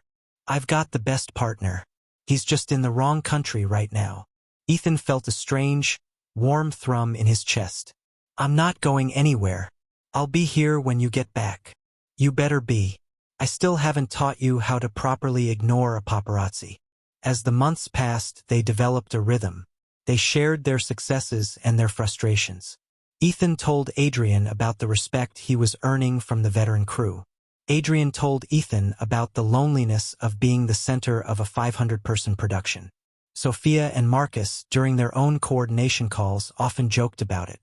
I have to schedule Adrian's sleep around Ethan's lunch breaks, Marcus grumbled, though there was a hint of a smile in his voice. If he doesn't get that 10-minute call, he's grumpy for the rest of the day. Ethan is the same, Sophia agreed. He's become a lot more focused since they started talking regularly. It's like they're grounding each other through the phone. One evening, Ethan was sitting on his balcony, the city lights flickering below him. He'd just finished a 12-hour day of emotional scenes. He felt hollowed out, his mind still heavy with the character's grief. His phone buzzed. It was a photo from Adrian. It was a shot of the sunrise over the Danube River. No caption, just the light hitting the water. Ethan looked at it for a long time. He took a photo of the city lights and sent it back. Two different skies, he thought, but the same air. He realized then that the distance hadn't weakened the bond. It had just made it more necessary in a world of carefully managed images and constant performance. Their friendship was the only thing that felt completely real. And as Ethan went inside to finally get some sleep, he knew that no matter how many countries lay between them, he wasn't walking the road alone. It started as a fluke, one of those tiny accidents that quietly become part of your routine. Ethan had just finished a particularly grueling day on the set of The Silent Horizon. Director Min had pushed them through a sequence that required him to stand in a cold, damp basement for 6 hours, projecting a sense of total isolation. By the time he got back to his apartment, his bones felt like they were made of lead, and his brain was still buzzing with the residue of the character's thoughts. He was sitting on his bed, the only light coming from the street lamp outside his window, when his phone buzzed. It was 12:45 a.m. Usually, he'd just send a text, but his fingers felt too stiff to type. He hit the call button on Adrian's name without really thinking about it. Adrian answered on the second ring. His voice was thick with sleep, but there was an immediate edge of alertness the moment he realized it was Ethan. Ethan? Is everything okay? Did something happen on set? Ethan leaned his head against the wall, closing his eyes. No, nothing happened. We just wrapped late. I think I forgot how to talk to people who aren't Director Min. He heard the sound of rustling sheets on the other end, then the click of a lamp. Adrian's voice smoothed out, becoming that warm, familiar rasp. I just got back to the hotel myself. We were doing a night shoot in the city center. I think I've been running for so long I've forgotten how to sit still. They didn't hang up. For the next hour, the conversation just wandered. It didn't have a map. They talked about the specific way the light hit the dust on Ethan's set, making it look like the room was breathing. They talked about the weird coffee Adrian was drinking in Prague that tasted like burnt walnuts. Director Min is making me do this thing, Ethan said, his voice dropping. She wants me to count my heartbeats before I speak. She says the character shouldn't be governed by the script, but by his own pulse. That's a classic Min move, Adrian replied. She did that to an actress I worked with years ago. The poor girl ended up so focused on her heart she forgot her lines. But for you, I bet it looks incredible on camera. It's exhausting, Ethan admitted. I feel like I'm constantly monitoring my own internal organs. Adrian laughed, a soft, private sound. Well, at least you know you're alive. My director here just wants me to look expensive. I spent 40 minutes today trying to figure out how to lean against a car without wrinkling my suit. I felt like a mannequin. You're a very high-quality mannequin, Adrian. Shut up, Lou. As the weeks went by, these calls became the anchor of their days. It wasn't planned. No one ever said, "Call me at midnight." It just became the default setting. Whoever finished first would check the time difference and wait. Marcus was the first one to really notice. He walked into Adrian's hotel suite one night to deliver a revised schedule and found Adrian sitting by the window, the phone pressed to his ear, a look of total, uncharacteristic peace on his face. Adrian wasn't even talking. He was just listening, a small smile playing on his lips. Marcus waited until the call ended before clearing his throat. "You two talk a lot," he noted, setting the folder on the table. Adrian didn't look startled. He just set the phone down gently. "He's the only person who doesn't ask me about the box office numbers, Marcus." "I get it," Marcus said, his scary manager mask slipping for a second to reveal a hint of a dad joke grin. "But it's nearly 1 in the morning. If you have dark circles under your eyes tomorrow, the lighting tech is going to send me an invoice for the extra work." "Ethan says dark circles add character," Adrian joked. "Ethan is a bad influence on your vanity," Marcus teased, heading for the door. "But a good influence on your mood. I'll give him that. Just try to get some sleep, Adrian." As the door clicked shut, Adrian looked at his phone. The screen was black, but he could still feel the phantom warmth of the conversation. He realized that these calls had become the only part of his day that didn't feel like a performance. With Ethan, he didn't have to be the superstar. He didn't have to be the perfect gentleman. He was just a guy who was bad at cooking and tired of wearing expensive suits. And for Adrian, that was the most valuable thing in the world. The day started with a broken crane and ended with a torrential downpour that wasn't in the script. Adrian's production in Europe had hit a wall. Everything that could go wrong did. The lead actress had a fever. The local permits for the city square had been revoked at the last minute. And Adrian had spent 6 hours sitting in a cold trailer waiting for a scene that was eventually canceled. By the time he got back to his hotel, he was hollowed out. It wasn't just physical tiredness. It was that specific heavy weight that comes from a day of wasted effort. His head ached from the constant shouting on set, and the fancy hotel room felt as welcoming as a museum exhibit. He took a shower, the hot water stinging his skin, but it didn't wash away the irritability. He sat on the edge of the bed in his robe, the city of Prague sparkling outside his window like a collection of cold jewels. Without thinking, he reached for his phone. He needed that anchor. He needed to hear Ethan's voice telling him that a bad day on set was just a collection of bad takes and nothing more. He pressed the call button.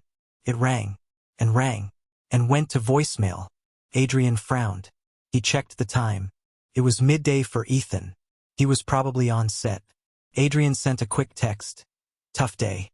Call when you can." He waited. He opened a script and read the same paragraph 5 times without absorbing a single word. He checked his phone again. 10 minutes had passed, then 20, then an hour. The silence in the room started to feel oppressive. Normally, after a day like this, he'd talk to Ethan for 20 minutes and the frustration would melt into a joke. They'd laugh about the absurdity of the industry, and he'd go to sleep feeling like a human being again. But tonight, there was no answer.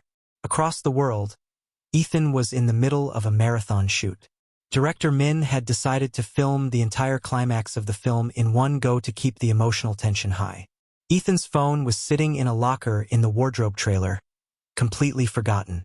He was currently covered in distress makeup, his heart pounding as he ran through a simulated chase sequence for the 10th time. He didn't even know what time it was, let alone that Adrian was sitting in a hotel room thousands of miles away, feeling a strange, growing sense of incompleteness. The next morning, Marcus found Adrian in the hotel gym, punishing a treadmill. "You're up early," Marcus noted, handing him a towel. "You look like you're trying to outrun a ghost." Just couldn't sleep, Adrian said, his breathing heavy. Did you talk to Ethan last night? Marcus asked casually. Adrian slowed the treadmill to a walk. No, he was busy, probably filming. Ah, Marcus nodded. That explains the mood. You look like someone took your favorite toy away. I'm not a child, Marcus, Adrian snapped, though there was no real heat in it. I didn't say you were, but I've noticed that your reset button is usually that phone call. When you don't get it, you're like an engine running without oil. You're going to seize up if you aren't careful. Adrian didn't reply. He stepped off the treadmill and walked to the window, looking out at the gray European sky. He realized that Marcus was right. He had become dependent on those conversations. It wasn't about the acting advice or the industry gossip anymore. It was about the presence.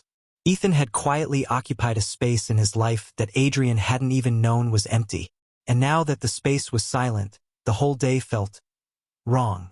It was like a song with a missing beat or a script with the final page torn out. He felt a pang of something that felt dangerously like loneliness. Not the celebrity loneliness he was used to, but something deeper, something personal. He picked up his phone and saw a missed call from Ethan from 20 minutes ago. Ethan, just saw your message. Sorry, we were in a tunnel all day. You okay? Adrian's thumb hovered over the screen. He felt the tension in his chest loosen instantly. Just seeing Ethan's name on the screen was enough for the tightness in his chest to ease. He didn't call back. He knew Ethan was probably heading to sleep now, but he sent a thumbs up and a short reply. All good now. Talk later. He walked toward the shower, a small, unconscious hum starting in his throat. The day was still going to be long, and the crane was probably still broken, but the missing something feeling had vanished. He was back on the map. The following week was a chaotic dance of almosts. Every time Ethan called, Adrian was in a meeting. Every time Adrian called, Ethan was in front of a camera. They exchanged short, frantic texts that read like telegrams. Wrapped. Sleeping now. Or in makeup. Good luck today. When they finally managed to connect on a quiet Sunday evening, the silence at the beginning of the call lasted for nearly 30 seconds. Neither of them spoke. There was just the sound of their breathing, a soft, rhythmic connection through the satellites and undersea cables. I think I've forgotten what you sound like, Ethan finally said, his voice a soft vibration. I sound like a guy who's been living on room service and espresso for 6 days, Adrian replied. He was lying on the floor of his hotel room, looking up at the ceiling. How's the movie, Ethan? Is the detective still losing his mind? He's getting there. We did the reflection scene today. I had to stare into a mirror for 3 hours until I didn't recognize my own face. It was unsettling. You have a very recognizable face, Lou. I don't think you could hide from yourself if you tried. Is that a compliment? Take it however you want. The conversation fell back into its usual groove, but there was a different quality to it tonight. It was slower, more intentional. They didn't talk about the industry or the crew. They talked about the things they wanted to do when the filming was over.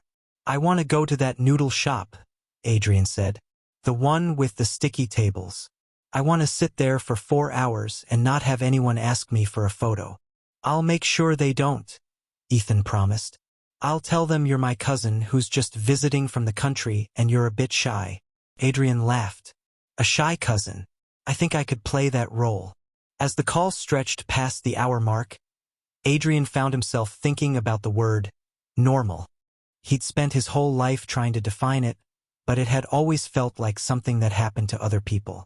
Normal was for people with 9 to 5 jobs and weekends off. Normal wasn't for superstars. But this feeling of waiting for a phone call? The way he knew exactly how Ethan liked his coffee. The way he could tell Ethan was tired just by the way he said hello? When did this become normal? Adrian wondered. He replayed the last few months in his head. The shipyard lunch. The training sessions. The way Ethan had stood between him and the press without even being asked. It hadn't been a sudden shift. It had been a gradual accumulation of small moments. It was like building a wall, one brick at a time, until suddenly you realize you've built a house. Adrian? You still there? Ethan's voice pulled him back. Yeah, just thinking. About what? About how much I hate room service. Adrian lied. He wasn't ready to say the other thing yet. He wasn't even sure he knew how to say it. Only 2 more weeks, Adrian. Then you can come home and eat my terrible cooking. Your cooking isn't that bad, Ethan. The omelet was a crime, but the stir-fry was acceptable. I'll take acceptable from a guy who thinks a protein shake is a meal. The next morning, as Adrian was getting ready for the day's shoot, he caught himself humming a tune. It was a soft, upbeat melody that he didn't even recognize.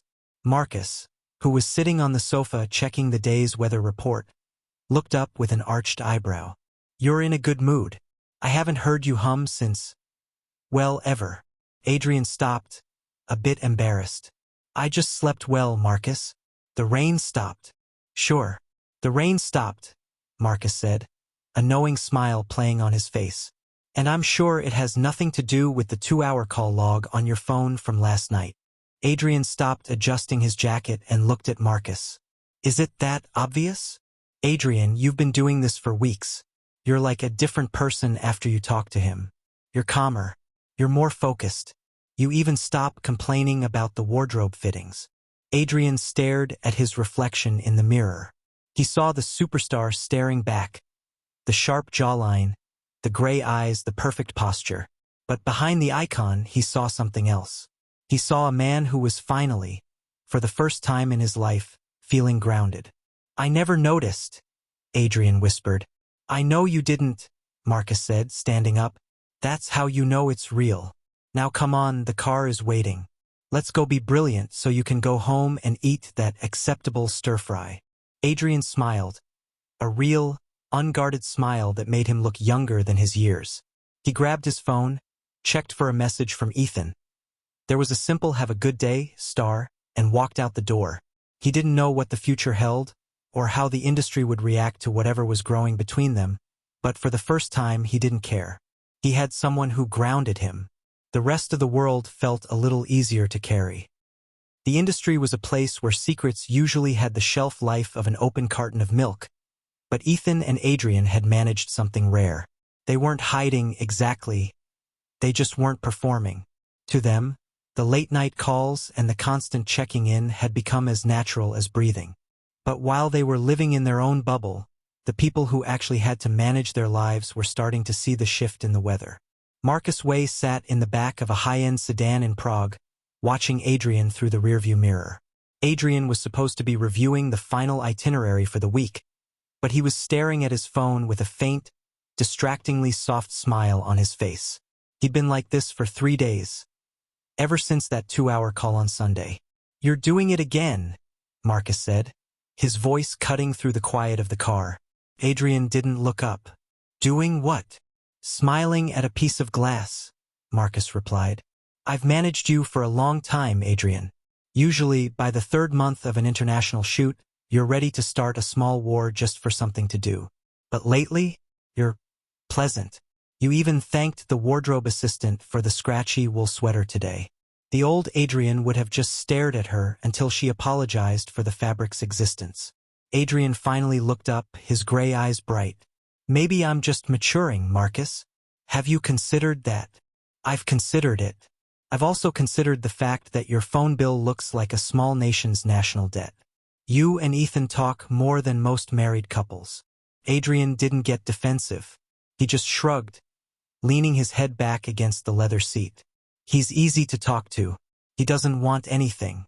He just asks if I've had water and tells me about the weird lighting on his set. It's grounding. Meanwhile, back in the city, Sophia Lynn was having a similar realization. She was in her office watching Ethan go through a stack of new script offers. He'd reach a certain page, pause, and then pull out his phone to type a quick message. Is that for Adrian? Sophia asked, not looking up from her own work. Ethan blinked, his thumb hovering over the send button. How did you know? Because you only get that specific look when you're talking to him. It's like you're double-checking your own instincts against his. You never used to do that. You used to be the guy who made every decision in a vacuum. Ethan set the phone down, looking a bit thoughtful. He sees things I don't, Sophia, especially with the dialogue. He spent so long in front of the camera that he knows when a line is going to sound fake before he even says it out loud. It's helpful. I'm sure it is, Sophia smiled. But it's more than just helpful, isn't it? You've started including him in your routine. I saw your grocery list on the desk earlier. You had cat treats written on it. You don't have a cat, Ethan. Ethan went a bit red. Adrian said he was running low for his place, and I was going to the store anyway. I figured I'd just drop them off with his house manager. Sophia just shook her head, a soft, knowing look in her eyes. You two are inseparable, even when you're on different continents. The crew is starting to talk, not in a bad way. They just find it funny that the fastest way to find one of you is to ask the other. The most vocal observer, of course, was Noah Chin. During a promotional interview for a different project, a reporter asked Noah who he turned to for advice when a scene got difficult. Noah didn't even hesitate. Oh, I ask Ethan. But then I have to wait 10 minutes for him to ask Adrian, and then Adrian tells Marcus to tell me to just do it again. It's a very complicated chain of command, but honestly, they're the only two people in this town who actually know what they're doing. They're like a two-headed monster of acting talent. You can't get one without the other. The clip went viral within hours. Fans were losing it, calling it the partnership of the century. Ethan and Adrian, however, didn't see the clip until that night during their usual call. Noah called us a two-headed monster, Ethan said, his voice full of amusement. He could have chosen a more elegant metaphor, Adrian sighed. But I suppose he's not wrong. I did spend 20 minutes today thinking about how you'd play this interrogation scene. Yeah. I ended up doing it your way. The director called it refreshingly honest. I told him I had a good consultant. They both laughed, the sound easy and warm. They didn't feel the weight of the industry's eyes or the expectations of their managers. To them, it was just two friends catching up after a long day. But to everyone else, something had quietly changed. Wherever one of them went, people expected to find the other.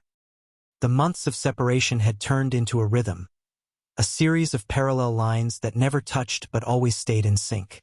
Ethan's life was a series of rainy streets and quiet hospital sets for the silent horizon, while Adrian's was a blur of high-speed chases and luxury hotels in Europe. Despite the distance, their professional lives were becoming intertwined in a way that had nothing to do with contracts or agencies. It was about the work. Ethan sat at his kitchen table, 3 different scripts spread out in front of him. It was 2 a.m., and the only sound in the apartment was the hum of the refrigerator. He picked up his phone and hit the video call button. Adrian appeared a few seconds later. He was in a makeup chair, a stylist hovering behind him with a comb. "You're still awake," Adrian noted, his voice sounding a bit echoey through the speaker. "I can't get the 3rd act of the Min project right," Ethan said, holding a page up to the camera. "The character is supposed to be relieved, but it feels too standard, like a TV ending." Adrian leaned closer to his screen, squinting at the lines. "Read the 2nd paragraph again. The part about the window." Ethan read it. "Okay," Adrian said after a moment of thought. "What if you don't play the relief? What if you play the exhaustion instead? Like he's so tired of being right that he doesn't even care that he won. Relief is for the audience. Exhaustion is for the character." Ethan stared at the script for a long moment. He could practically see the scene shifting in his head. Ethan stared at the script for a long moment. The scene finally clicked into place. That's it. That's the missing piece. If he's too tired to celebrate, it makes the whole thing feel more permanent. "Exactly," Adrian smiled. "Now, can you look at this French dialogue for me? I think I'm saying, 'The suitcase is under the table.' But the translator looks like he wants to cry every time I open my mouth." They spent the next hour trading notes. Ethan helped Adrian with the cadence of his lines, using his ear for rhythm to find the right pauses. Adrian helped Ethan with the emotional pacing of his character's breakdown. It was a professional partnership that had grown out of a personal one. They were each other's most trusted editors, the only people who could tell the other that was fake without it causing an argument. Outside the calls, they celebrated each other's wins from afar. When Ethan got a glowing report from director Min about a difficult one-take scene, his first instinct wasn't to tell Sophia. It was to send a thumbs-up emoji to Adrian. When Adrian's international production released a still that went viral for his haunting expression, Ethan was the one who texted him. "I can tell you were thinking about those cat treats again." "I was actually thinking about that stir-fry," Adrian replied. The physical distance was still there, thousands of miles of ocean and land, but the emotional gap had narrowed to nothing. Adrian found himself looking at things through Ethan's eyes. He'd see a sunset over the Prague skyline and think, Ethan would like the way the orange hits the stone. Ethan would hear a piece of music in a cafe and think, Adrian would tell me this is too dramatic, but he'd secretly save it to his playlist. They were living separate lives, but they weren't living them alone.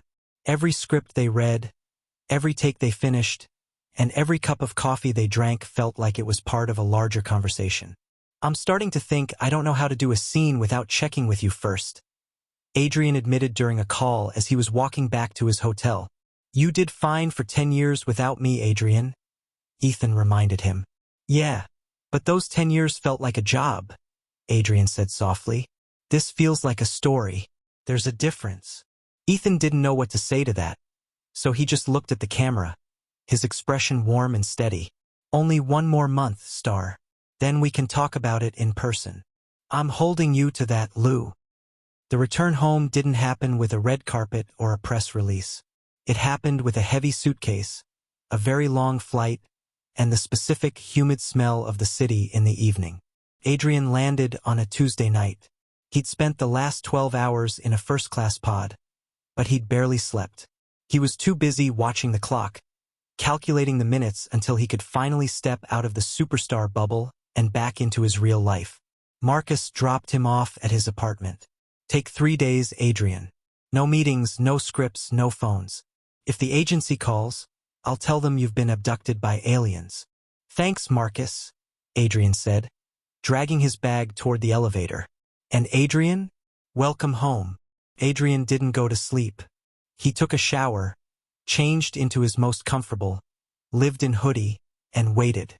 He didn't have to wait long. A message appeared on his phone. "Ethan, wrapped 2 hours ago. You back? Adrian, in the kitchen. Bring food." An hour later, there was a knock at the door.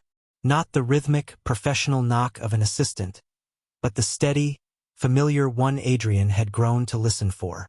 He opened the door to find Ethan standing there, looking a bit tired but grinning.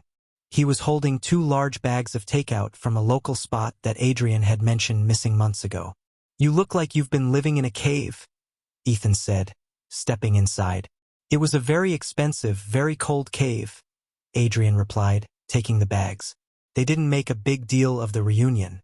There were no dramatic speeches or long-winded stories. They just sat at the kitchen island, unpacking the containers of noodles and spicy tofu. The silence was the same comfortable one they'd shared on the rooftop months ago. It was as if they had simply picked up where they had left off. "How was the flight?" Ethan asked, leaning his elbows on the counter. "Long. I think I watched 3 movies I wasn't in and one that I was. The one I was in was terrible." Ethan laughed. "I could have told you that. I saw the trailer. Thanks for the support, partner." As they ate, the conversation picked up exactly where it had left off. They talked about the ending of The Silent Horizon and the chaos of the international set. They talked about the crew and the managers. But mostly, they just enjoyed the fact that they didn't have to use a screen to see each other anymore. "I missed the city," Adrian said, looking out at the skyline. "I spent all that time in Europe looking at beautiful architecture, but it didn't feel like this." "Like what?" "Like I can actually breathe," Adrian said, turning to look at Ethan. Ethan felt that same thrum in his chest he'd felt during their late-night calls. He realized then that he'd missed this too. Not just the advice or the professional respect, but the person. The way Adrian's eyes crinkled when he was about to make a joke, and the way he'd unconsciously tap his fingers when he was thinking. "It's good to have you back, Adrian," Ethan said quietly. "It's good to be back." They stayed up until dawn, talking about everything and nothing. The sun started to peek over the buildings, turning the kitchen a soft, golden orange.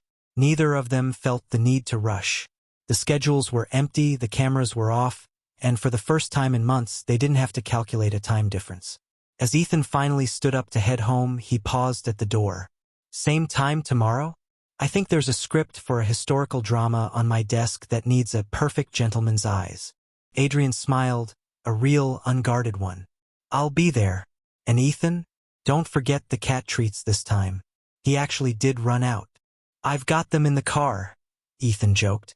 As the door closed, Adrian leaned against it for a second, a look of total, unshakable peace on his face. He was home, not because of the apartment or the city, but because the person who understood his silence was finally standing right beside him again. And as he walked toward his bedroom to finally get some sleep, he knew that the next chapter was going to be the best one yet. The air in the city changed when the calendar flipped to the end of the year. It wasn't just the temperature dropping or the festive lights appearing on every street corner. It was the arrival of the season.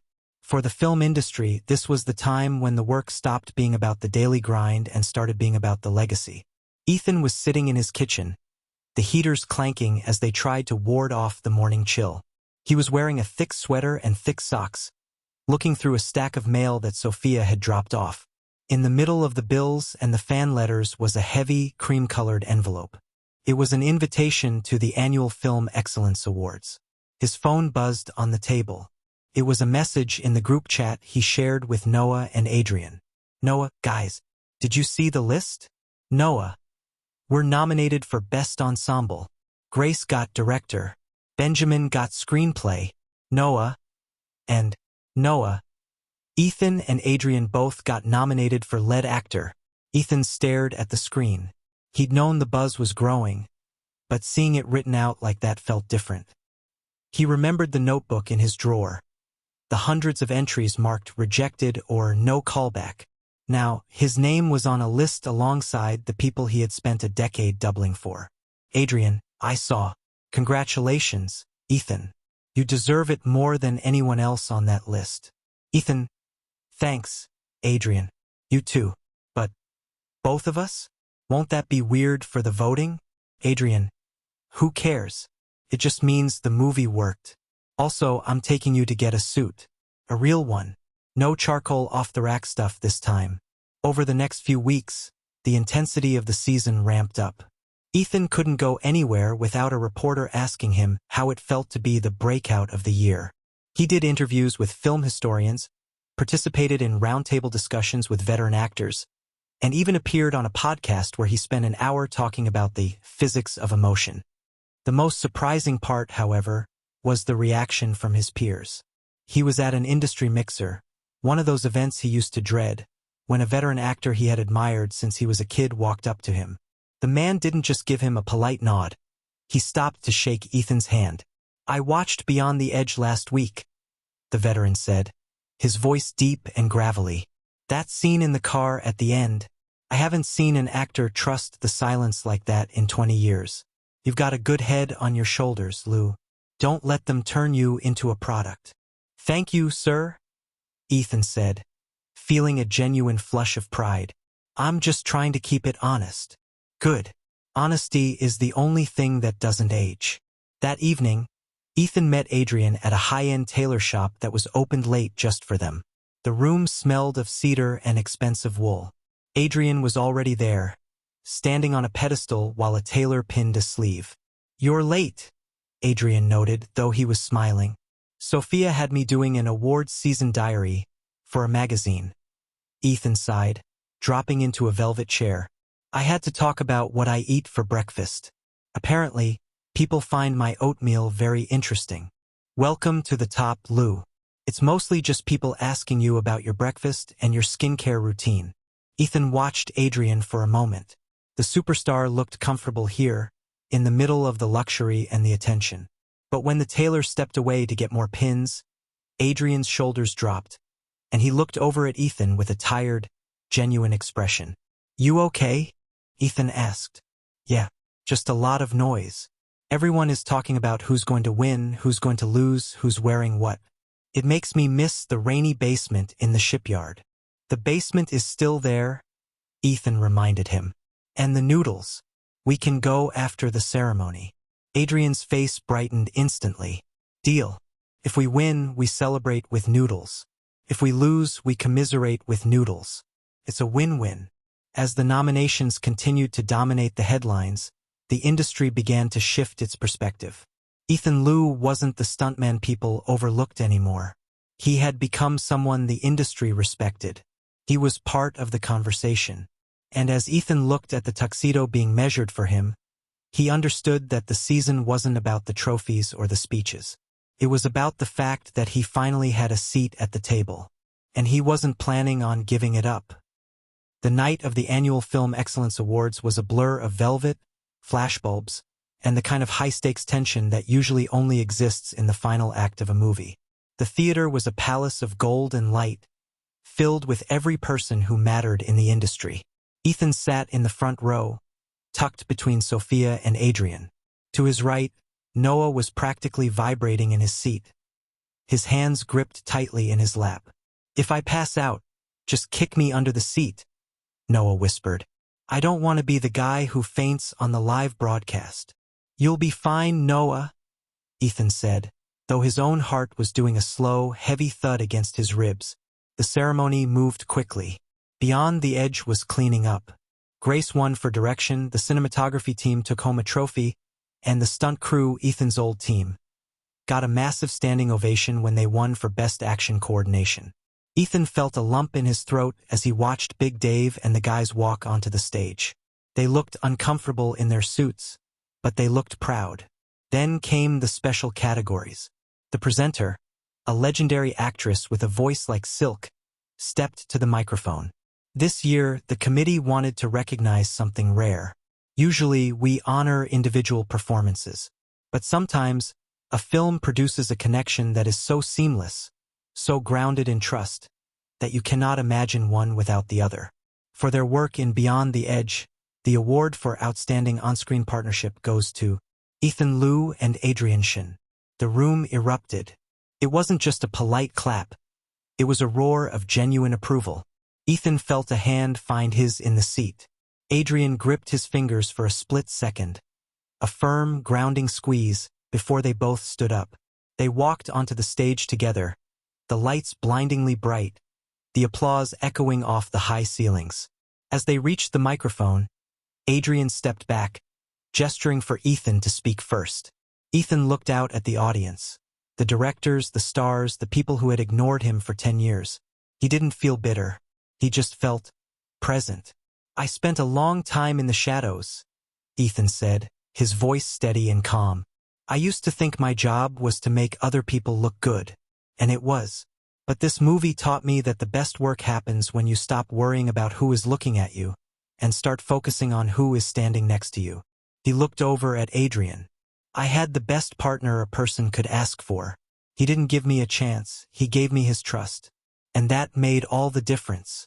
This award belongs to the whole crew who built that world for us." "Thank you."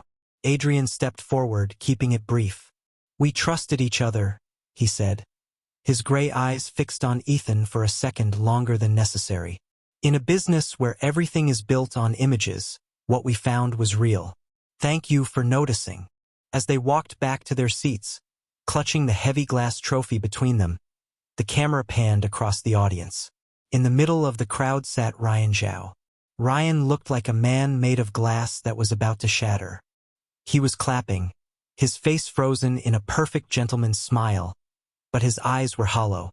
He was watching the man he had tried to erase stand in the center of the world stage, being honored for the very thing Ryan had never been able to achieve, a genuine connection. Ryan realized then that his sabbatical wouldn't be a reset. It would be a slow fade into the background. The world had moved on. They had found the original, and they no longer had any use for the imitation. Back at the seats, Adrian leaned toward Ethan, his voice a quiet whisper under the cover of the next presenter. "You okay, partner?" Ethan looked at the trophy, then at the man beside him. "The phoenix and the star. I'm exactly where I'm supposed to be." The day after the award ceremony was the quietest day Ethan could remember. No alarms, no call times, no makeup trailers. He woke up late, the winter sun pale and soft on the walls of his apartment. He was in the middle of making coffee when his buzzer rang. He didn't even have to ask who it was. Adrian walked in a few minutes later, wearing a pair of old sweatpants and a hoodie that had definitely seen better days. He was carrying a bag of fresh pastries and a newspaper.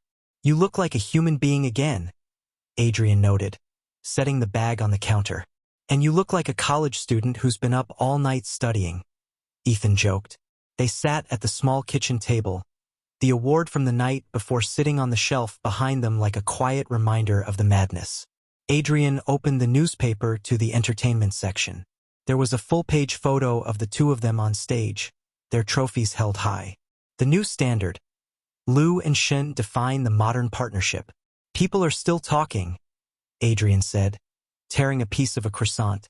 "Marcus says my inbox is currently a war zone. Everyone wants the duo for their next project.